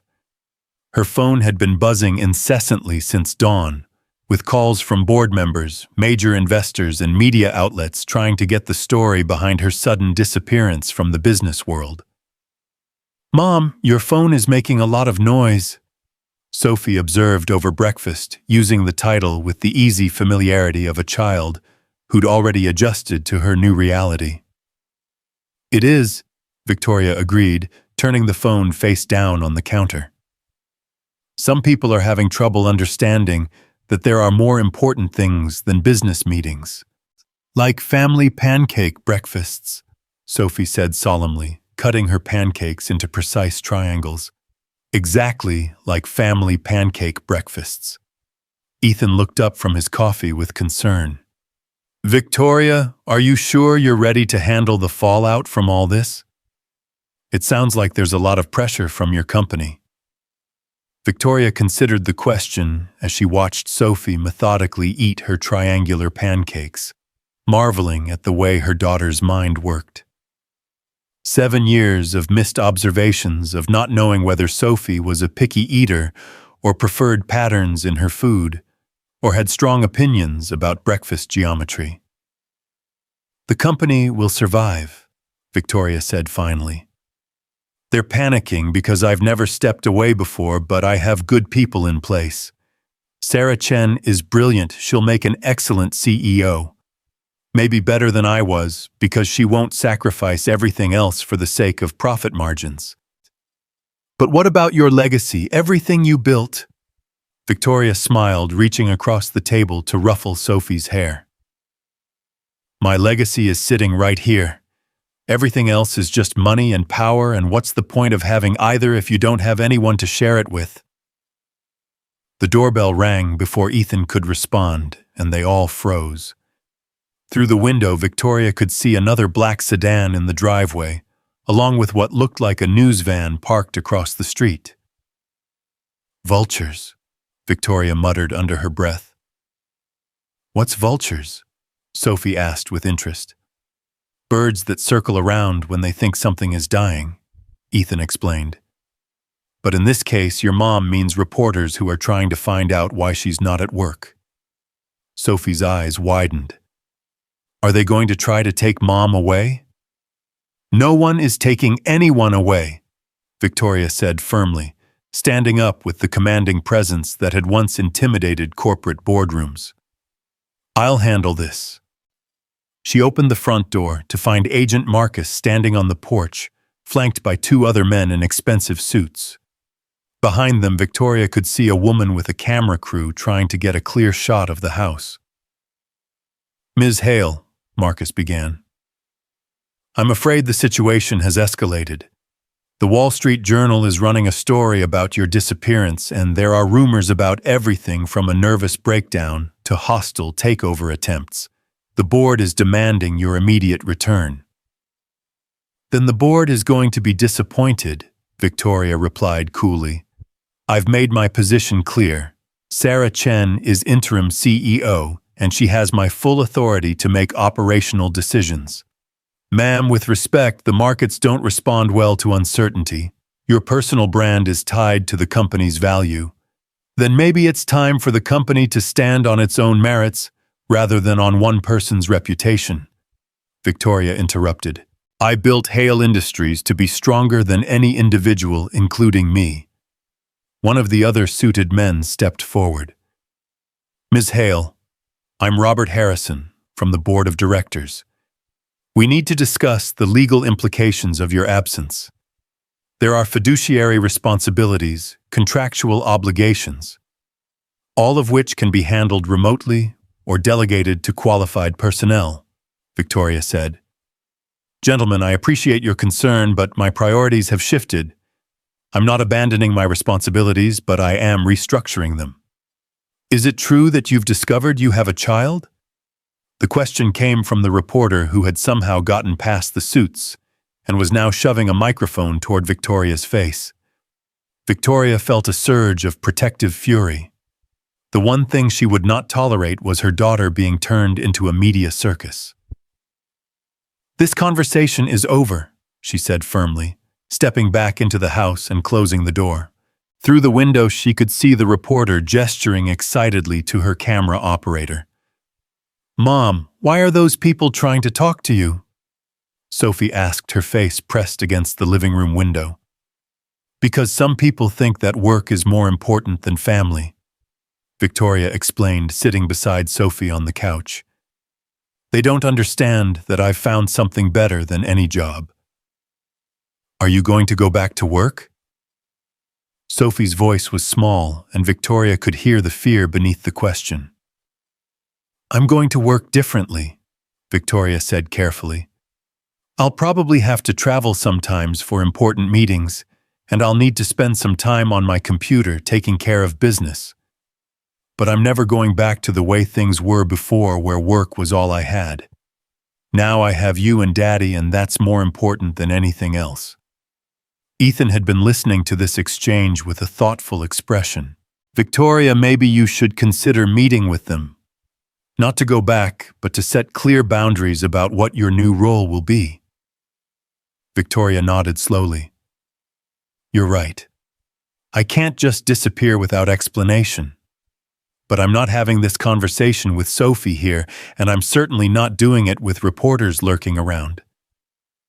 What if we went somewhere else for the day? Ethan suggested. Let you handle your business without worrying about us overhearing corporate drama. Where would we go? Sophie asked, perking up at the suggestion of an adventure. Well, Ethan said thoughtfully. Didn't you mention wanting to see where your mom works? Maybe it's time for a field trip to the city. Victoria's first instinct was to say no to keep Sophie away from the corporate world that had consumed so much of her life. But then she realized that Sophie deserved to understand all parts of her mother's life, to see where Victoria came from and why she'd made the choices she had. Would you like that, sweetheart? Victoria asked. Would you like to see where Mommy used to spend all her time? Sophie nodded eagerly. Can we see your office and the big building? And maybe meet the people who work for you?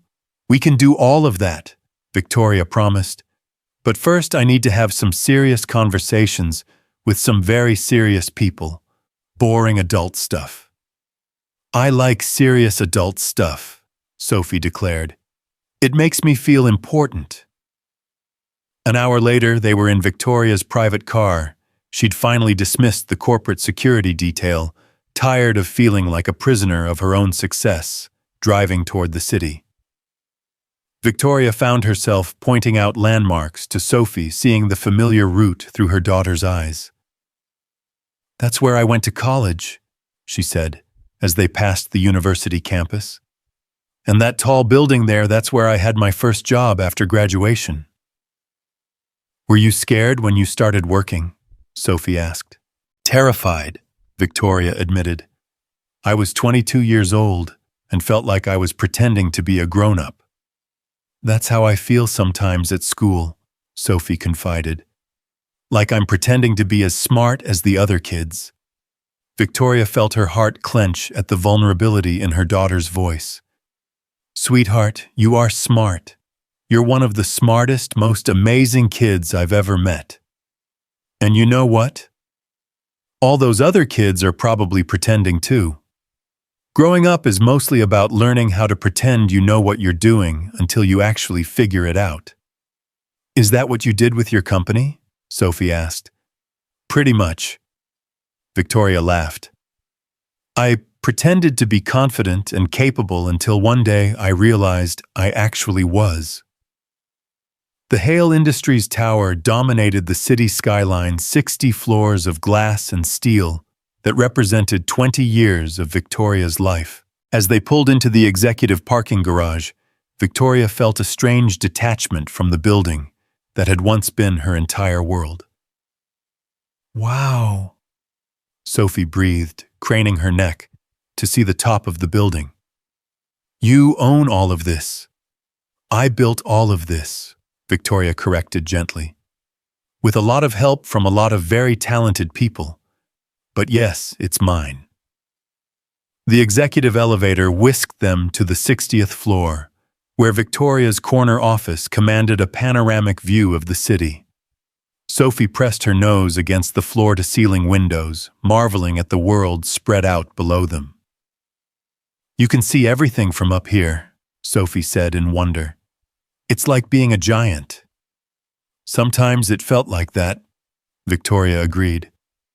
Sometimes it felt like I was separate from everything else, looking down at a world I wasn't really part of. Victoria's assistant, a sharp young woman named Jennifer, appeared in the doorway with an expression of barely controlled panic. Ms. Hale, thank God you're here. The phone hasn't stopped ringing, and the board is in emergency session in conference room A. Mr. Harrison has been demanding to speak with you every hour on the hour. Tell Mr. Harrison I'll meet with the board in 30 minutes, Victoria said calmly. And Jennifer. This is my daughter, Sophie. Sophie, this is Jennifer, who keeps my entire life organized. Jennifer's eyes widened as she took in Sophie's resemblance to Victoria. Your daughter, I didn't know. Congratulations, Ms. Hale. It's a recent development, Victoria said with a smile. Jennifer, could you arrange for someone to give Sophie and her father a tour of the building while I handle the board meeting? Maybe show them the executive dining room, the tech labs, the art collection. Of course, Ms. Hale. I'd be happy to arrange that. As Jennifer led Ethan and Sophie away for their tour, Victoria felt a moment of panic. She was about to face the corporate vultures who wanted to drag her back into her old life, and she wasn't sure she had the strength to resist if they applied enough pressure. But then she remembered the feel of Sophie's small hand in hers, the sound of her daughter's laughter echoing through the house that had become home, the way Ethan looked at her like she was more than just a corporate success story. She remembered what it felt like to belong somewhere, to be needed for who she was, rather than what she could produce.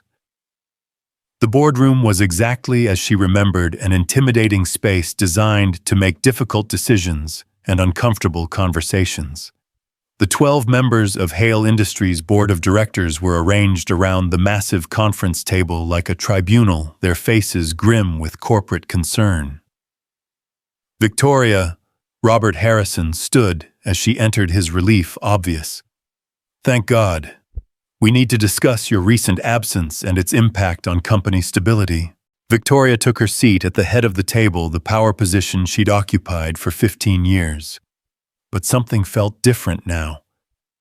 The authority that had once flowed naturally from this chair now felt artificial, performative.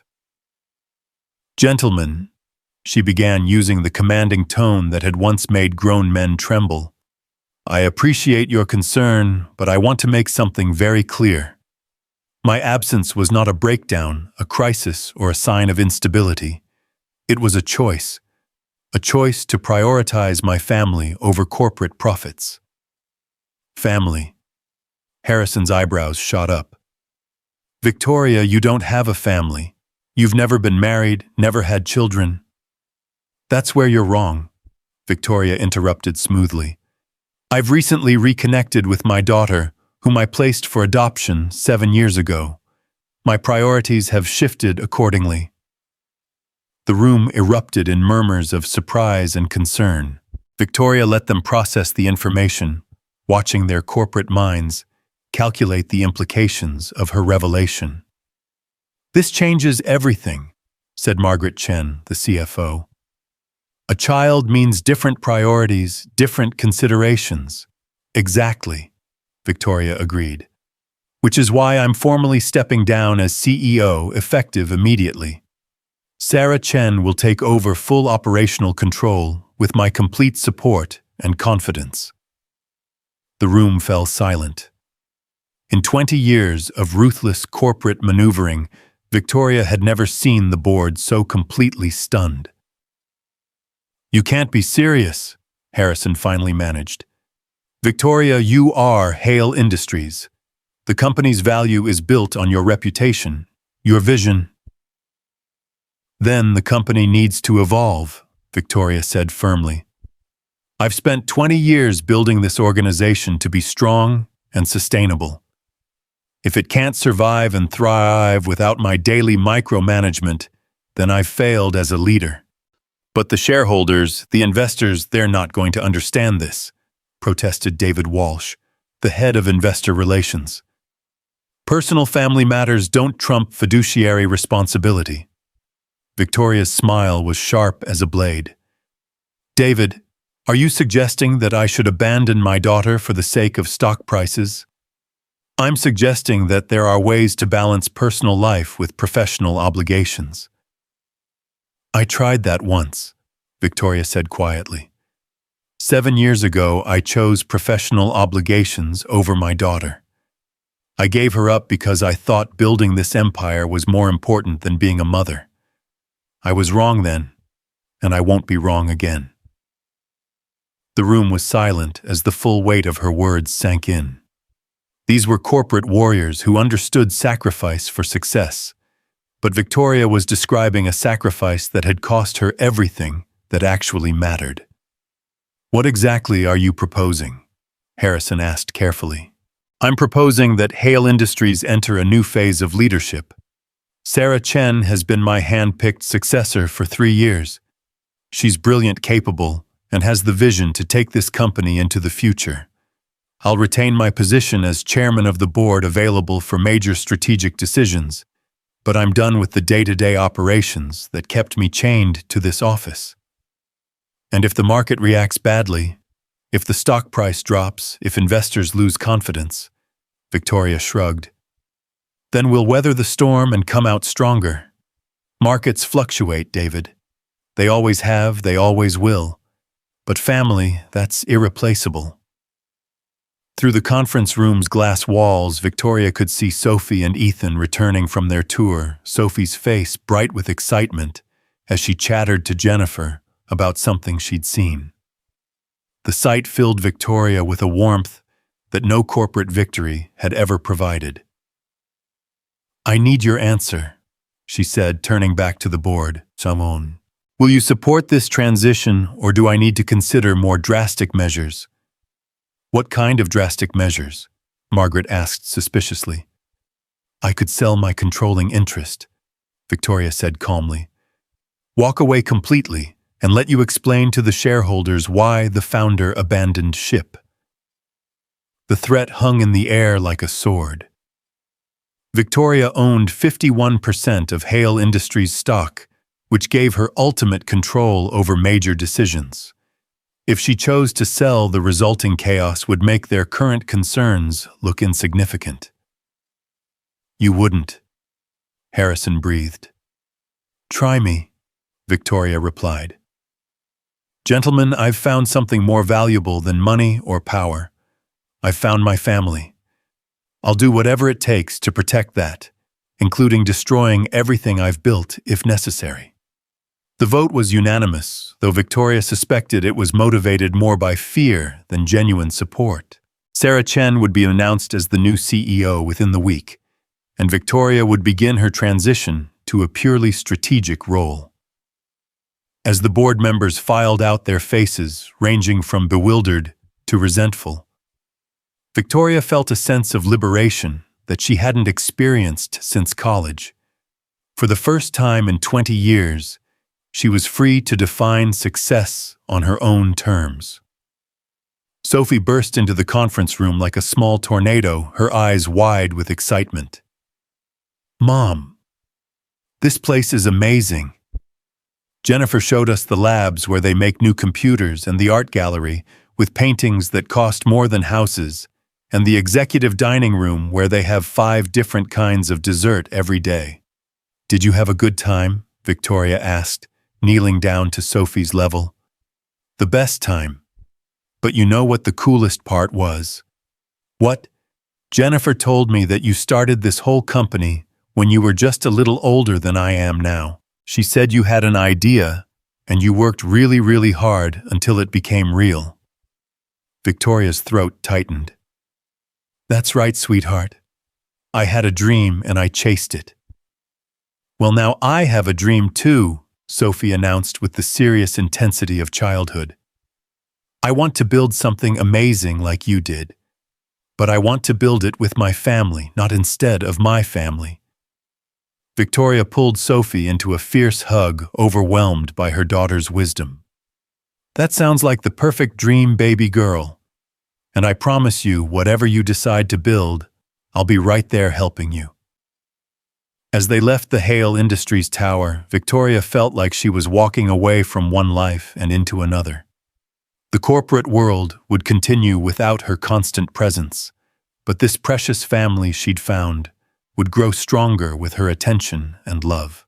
The drive home was filled with Sophie's excited chatter about everything she'd seen, her plans for her own future empire that would somehow include art and science, and making sure nobody ever has to choose between work and family. "She's going to change the world," Ethan said quietly, as Sophie dozed in the back seat, exhausted by the day's adventures. She already has, Victoria replied, watching her daughter's peaceful face in the rearview mirror. She changed mine. 3 months had passed since Victoria Hale had walked away from her corporate empire, and the small house that had once seemed impossibly cramped to someone accustomed to penthouse living now felt like the center of the universe. The autumn leaves were painting the neighborhood in brilliant shades of gold and crimson, and Victoria found herself marveling at how much her life had changed with the seasons. She stood at the kitchen window watching Sophie and Ethan rake leaves in the backyard while Mrs. Henderson supervised from her lawn chair, offering commentary and occasional direction. The domestic scene still took Victoria's breath away, not because it was extraordinary, but because it was so beautifully, perfectly ordinary. "Mom," Sophie called from the yard, waving enthusiastically. "Come help us. We're making the biggest leaf pile in the history of the world." Victoria smiled, wiping her hands on the dish towel. 6 months ago, if someone had told her she'd be drying dishes by hand and getting excited about leaf piles, she would have laughed at the absurdity. Now she couldn't imagine anything more important than answering her daughter's call. The transition hadn't been seamless. There had been challenges: Sophie's confusion about having two parents, suddenly Ethan's struggle with sharing parental authority, Victoria's own learning curve about everything from school pickup schedules to the proper way to make a peanut butter sandwich. But they'd navigated each obstacle together, building something stronger with every small victory and minor setback. The key, Victoria had learned from Mrs. Henderson, is not trying to make up for lost time all at once. You can't compress 7 years of parenting into 7 weeks. You just have to be present for each day as it comes. The advice had proven invaluable as Victoria learned to find joy in the mundane moments that made up family life. Sophie's bedtime stories, homework sessions at the kitchen table, Saturday morning cartoons that turned into impromptu dance parties, these were the treasures that no amount of money could have purchased. Outside, Ethan looked up from his raking and caught Victoria's eye through the window. The smile he gave her was warm and intimate, filled with the kind of easy affection that had been growing between them as naturally as the changing seasons. They hadn't rushed into anything, both were too aware of Sophie's need for stability. But the connection between them had deepened with each shared responsibility, each quiet conversation after Sophie was asleep, each moment when their hands brushed while passing dishes or helping with homework. Victoria stepped into the crisp autumn air, immediately enveloped by Sophie's enthusiastic hug. "Mom, you have to see this. It's going to be the most epic leaf pile ever." "Epic indeed," Victoria agreed, surveying the impressive mound of leaves that Ethan had been systematically building. "Are you planning to jump in it?" "We're all going to jump in it," Sophie declared. "Even Mrs. Henderson said she might try it, if we make it soft enough." "I said no such thing," Mrs. Henderson protested from her chair, but Victoria could see the twinkle in her eyes. The elderly woman had become like a grandmother to Sophie, and a treasured friend to Victoria, offering wisdom and support as they navigated their unconventional family structure. As they worked together to perfect the leaf pile, Victoria's phone buzzed with a text from Sarah Chen, who had proven to be every bit as capable a CEO as Victoria had predicted. The company's stock price had not only recovered from the initial shock of Victoria's departure, but had actually reached new highs under Sarah's leadership. The merger with Yamamoto Industries closed successfully, the text read. Board meeting went smoothly. Stock up 3% in after-hours trading. Hope you're enjoying your Saturday. Victoria smiled, typing back a quick congratulations before tucking the phone away. There had been a time when such news would have consumed her thoughts for the rest of the day, when she would have immediately called emergency meetings to discuss implications and next steps. Now it was simply good news from a world that continued to function perfectly well without her constant oversight. Work? Ethan asked, noticing her brief distraction. Good news, Victoria replied. The company's doing well without me micromanaging every decision. Imagine that. I can't imagine, Ethan teased. A successful business that doesn't require its founder to work 18-hour days, revolutionary concept. Victoria laughed, tackling him playfully, and sending them both tumbling into the leaf pile, much to Sophie's delight. As they emerged covered in autumn debris, Victoria caught Ethan's hand and felt that familiar flutter of warmth that had been growing stronger each day. They'd been taking things slowly, both aware of the complexity of their situation. Victoria was Sophie's biological mother, but Ethan was the parent who'd done the actual work of raising her. Their relationship had to be built on more than just shared love for Sophie. It had to be something real and lasting that could weather the inevitable challenges of blending their lives. But lying in the leaves with his fingers intertwined with hers, Victoria felt a certainty that had nothing to do with DNA tests or corporate mergers. This was right. This man who'd given her daughter everything she couldn't, who'd taught Sophie to see love in abandonment rather than rejection, who'd welcomed Victoria into their lives with such grace and generosity, he was her future. They were her future. Ethan, she began, but was interrupted by the sound of a car pulling into the driveway. Victoria tensed instinctively, her corporate survival instincts still alert to unexpected visitors. But Ethan was smiling, checking his watch with satisfaction. Right on time, he said, climbing out of the leaf pile and offering Victoria his hand. Right on time for what? Victoria asked, suddenly aware that something was happening that she wasn't privy to. Sophie was practically vibrating with excitement, bouncing on her toes as a familiar figure emerged from the car. Victoria's breath caught as she recognized Dr. Patricia Hendricks, the family counselor they'd been seeing to help navigate their unique situation. Dr. Hendricks, Victoria said, confusion evident in her voice. I thought our next appointment wasn't until Tuesday.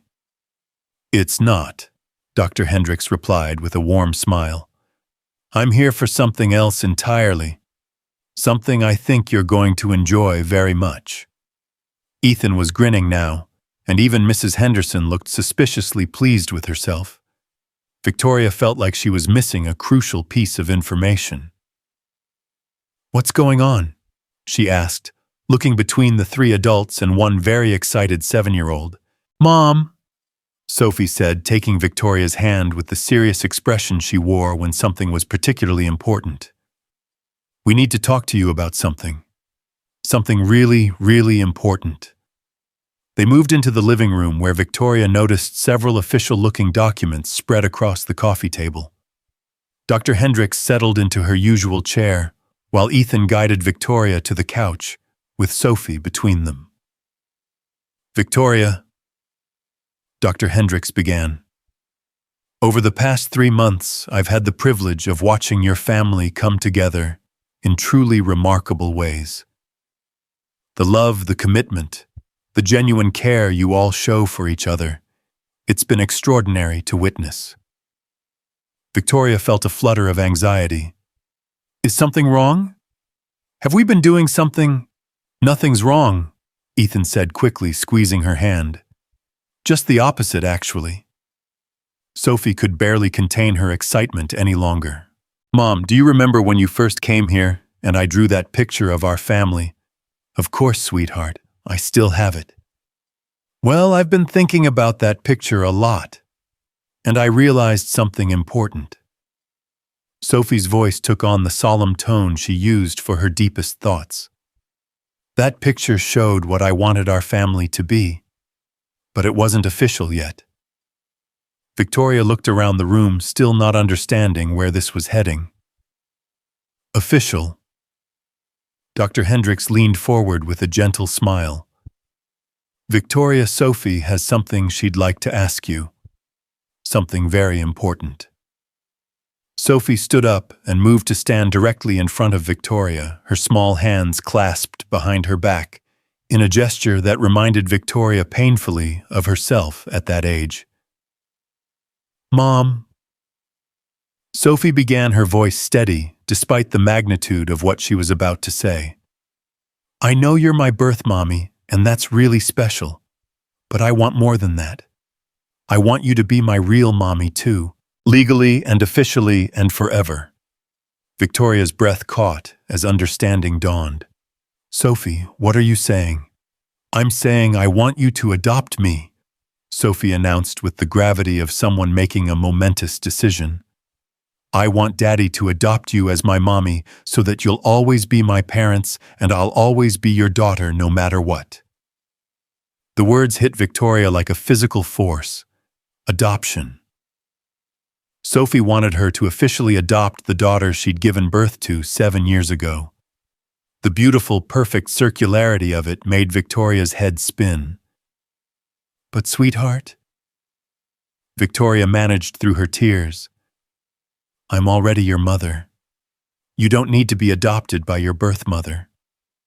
"Actually," Dr. Hendricks interjected gently, "that's not quite accurate. Legally, when Sophie was placed for adoption, Victoria's parental rights were terminated.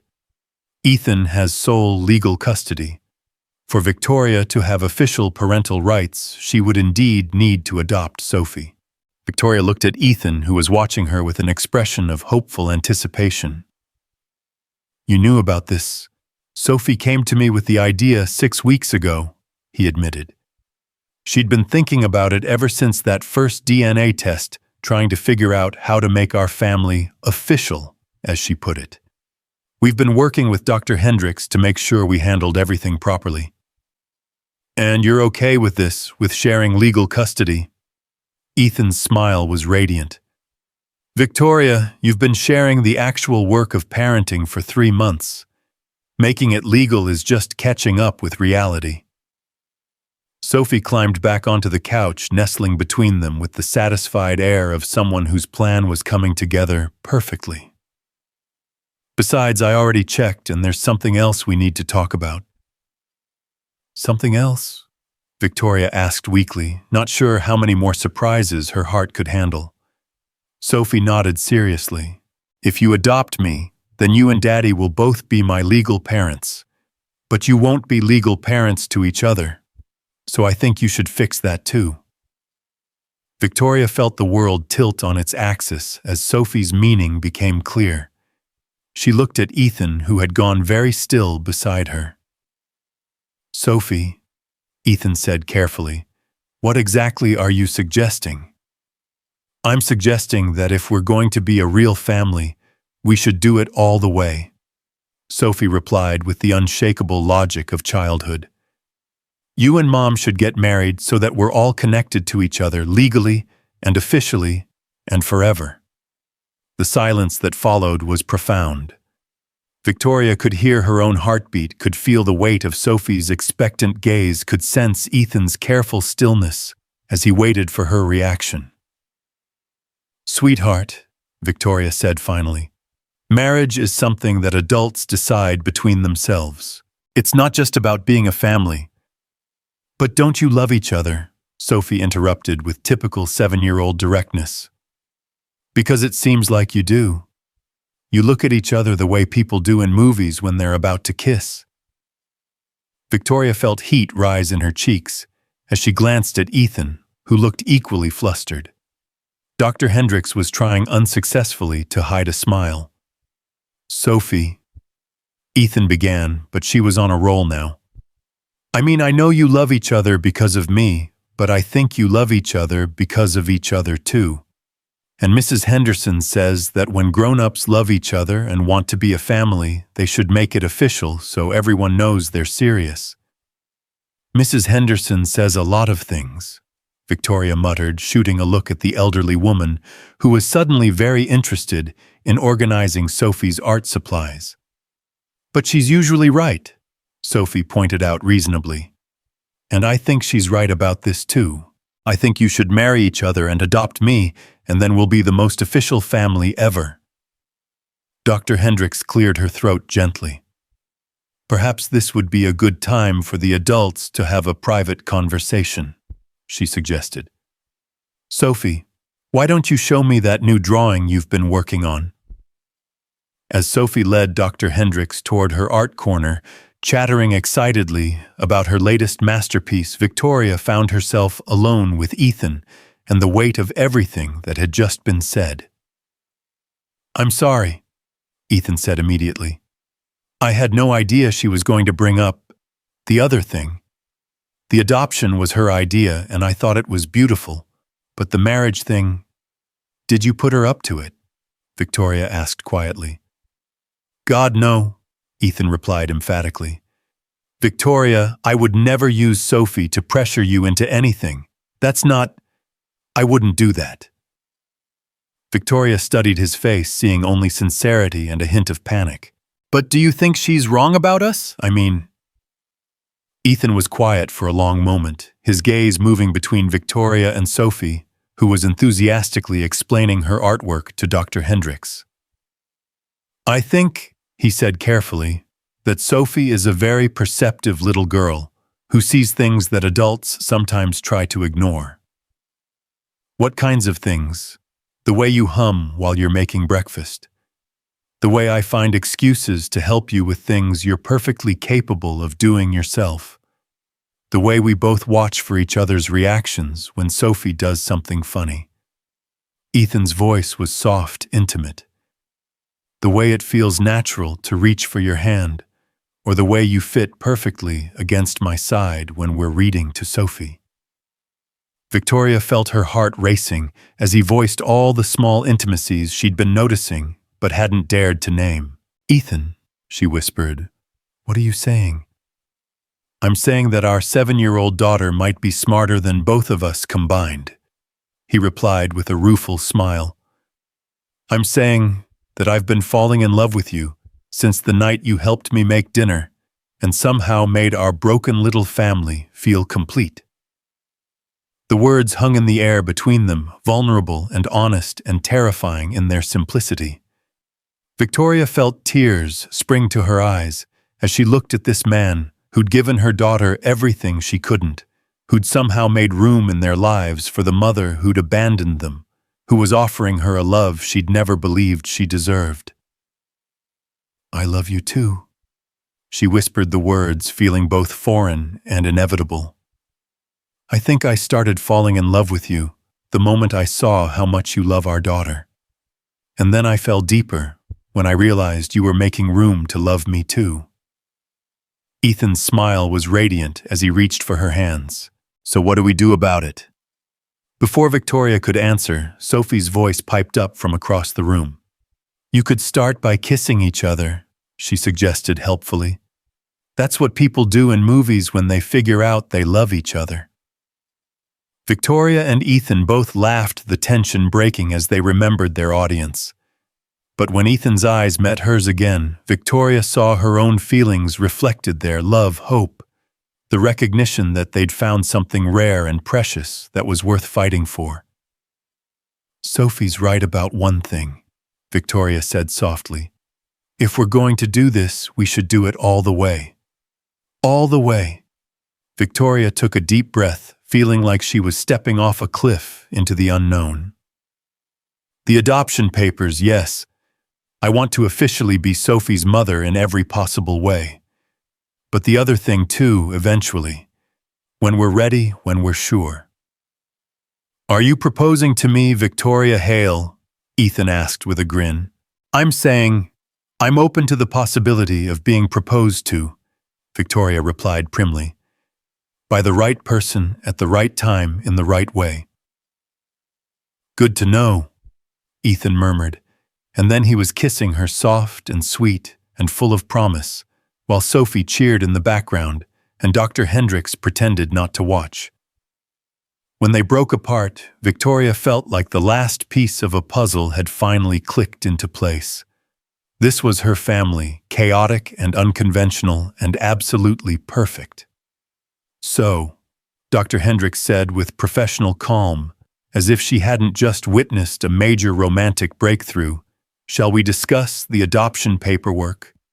The next hour was spent reviewing legal documents and timelines, discussing the process that would make Victoria officially Sophie's adoptive mother. It would take several months to complete, involving home studies and court appearances and mountains of paperwork, but Dr. Hendricks assured them that given the unique circumstances, there were unlikely to be any significant obstacles. The courts generally favor keeping families together, she explained, and it's clear that this arrangement is in Sophie's best interests. As the afternoon wore on, Victoria found herself marveling at how naturally everything was falling into place. The adoption process that had once seemed impossibly complex was simply a series of steps to be completed. The corporate empire she'd thought would collapse without her was thriving under new leadership. The love she'd been afraid to acknowledge was being returned with interest.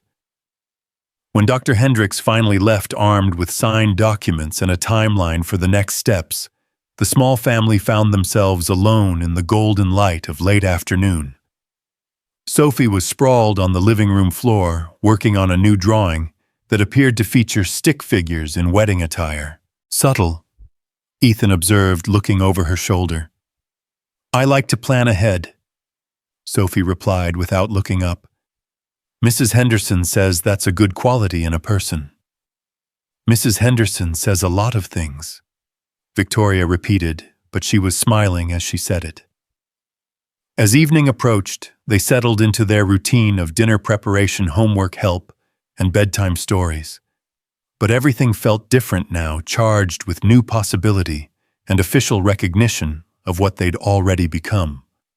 During Sophie's bath time, Victoria found herself standing in the doorway, watching Ethan help their daughter wash her hair, marveling at the gentle competence that came from 7 years of single parenting. In a few months, Sophie would legally be her daughter too, but Victoria had already learned that love made its own laws, created its own bonds that were stronger than any legal document.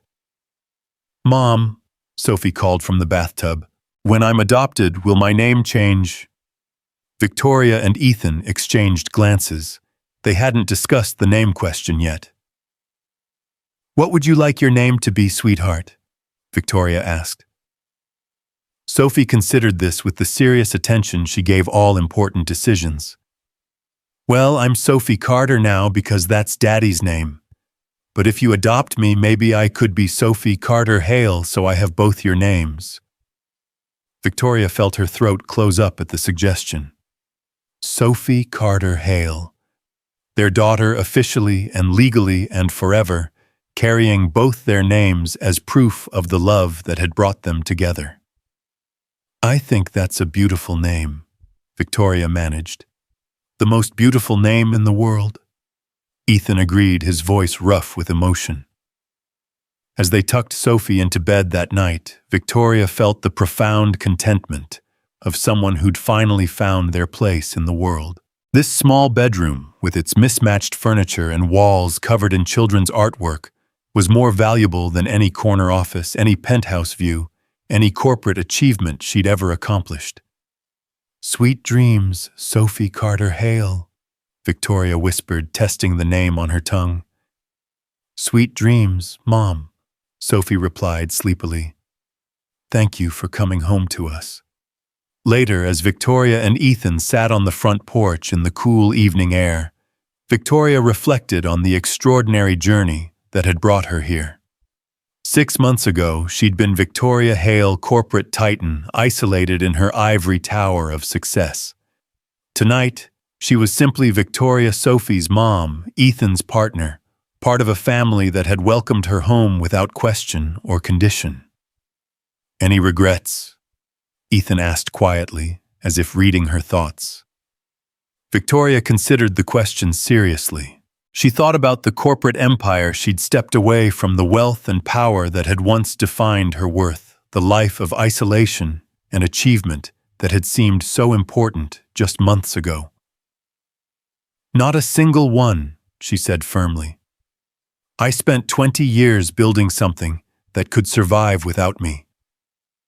But this family we're building, This requires me to be present, to be real, to show up every single day. And that's exactly where I want to be." Ethan's hand found hers in the darkness, their fingers intertwining with the easy familiarity of two people who'd found their way home to each other. "I love you, Victoria Hale," he said softly. "I love you too, Ethan Carter," she replied. "And I love the family we're building together." Above them, the stars wheeled in their ancient patterns, the same stars that had watched over Victoria during her years of corporate success and isolation.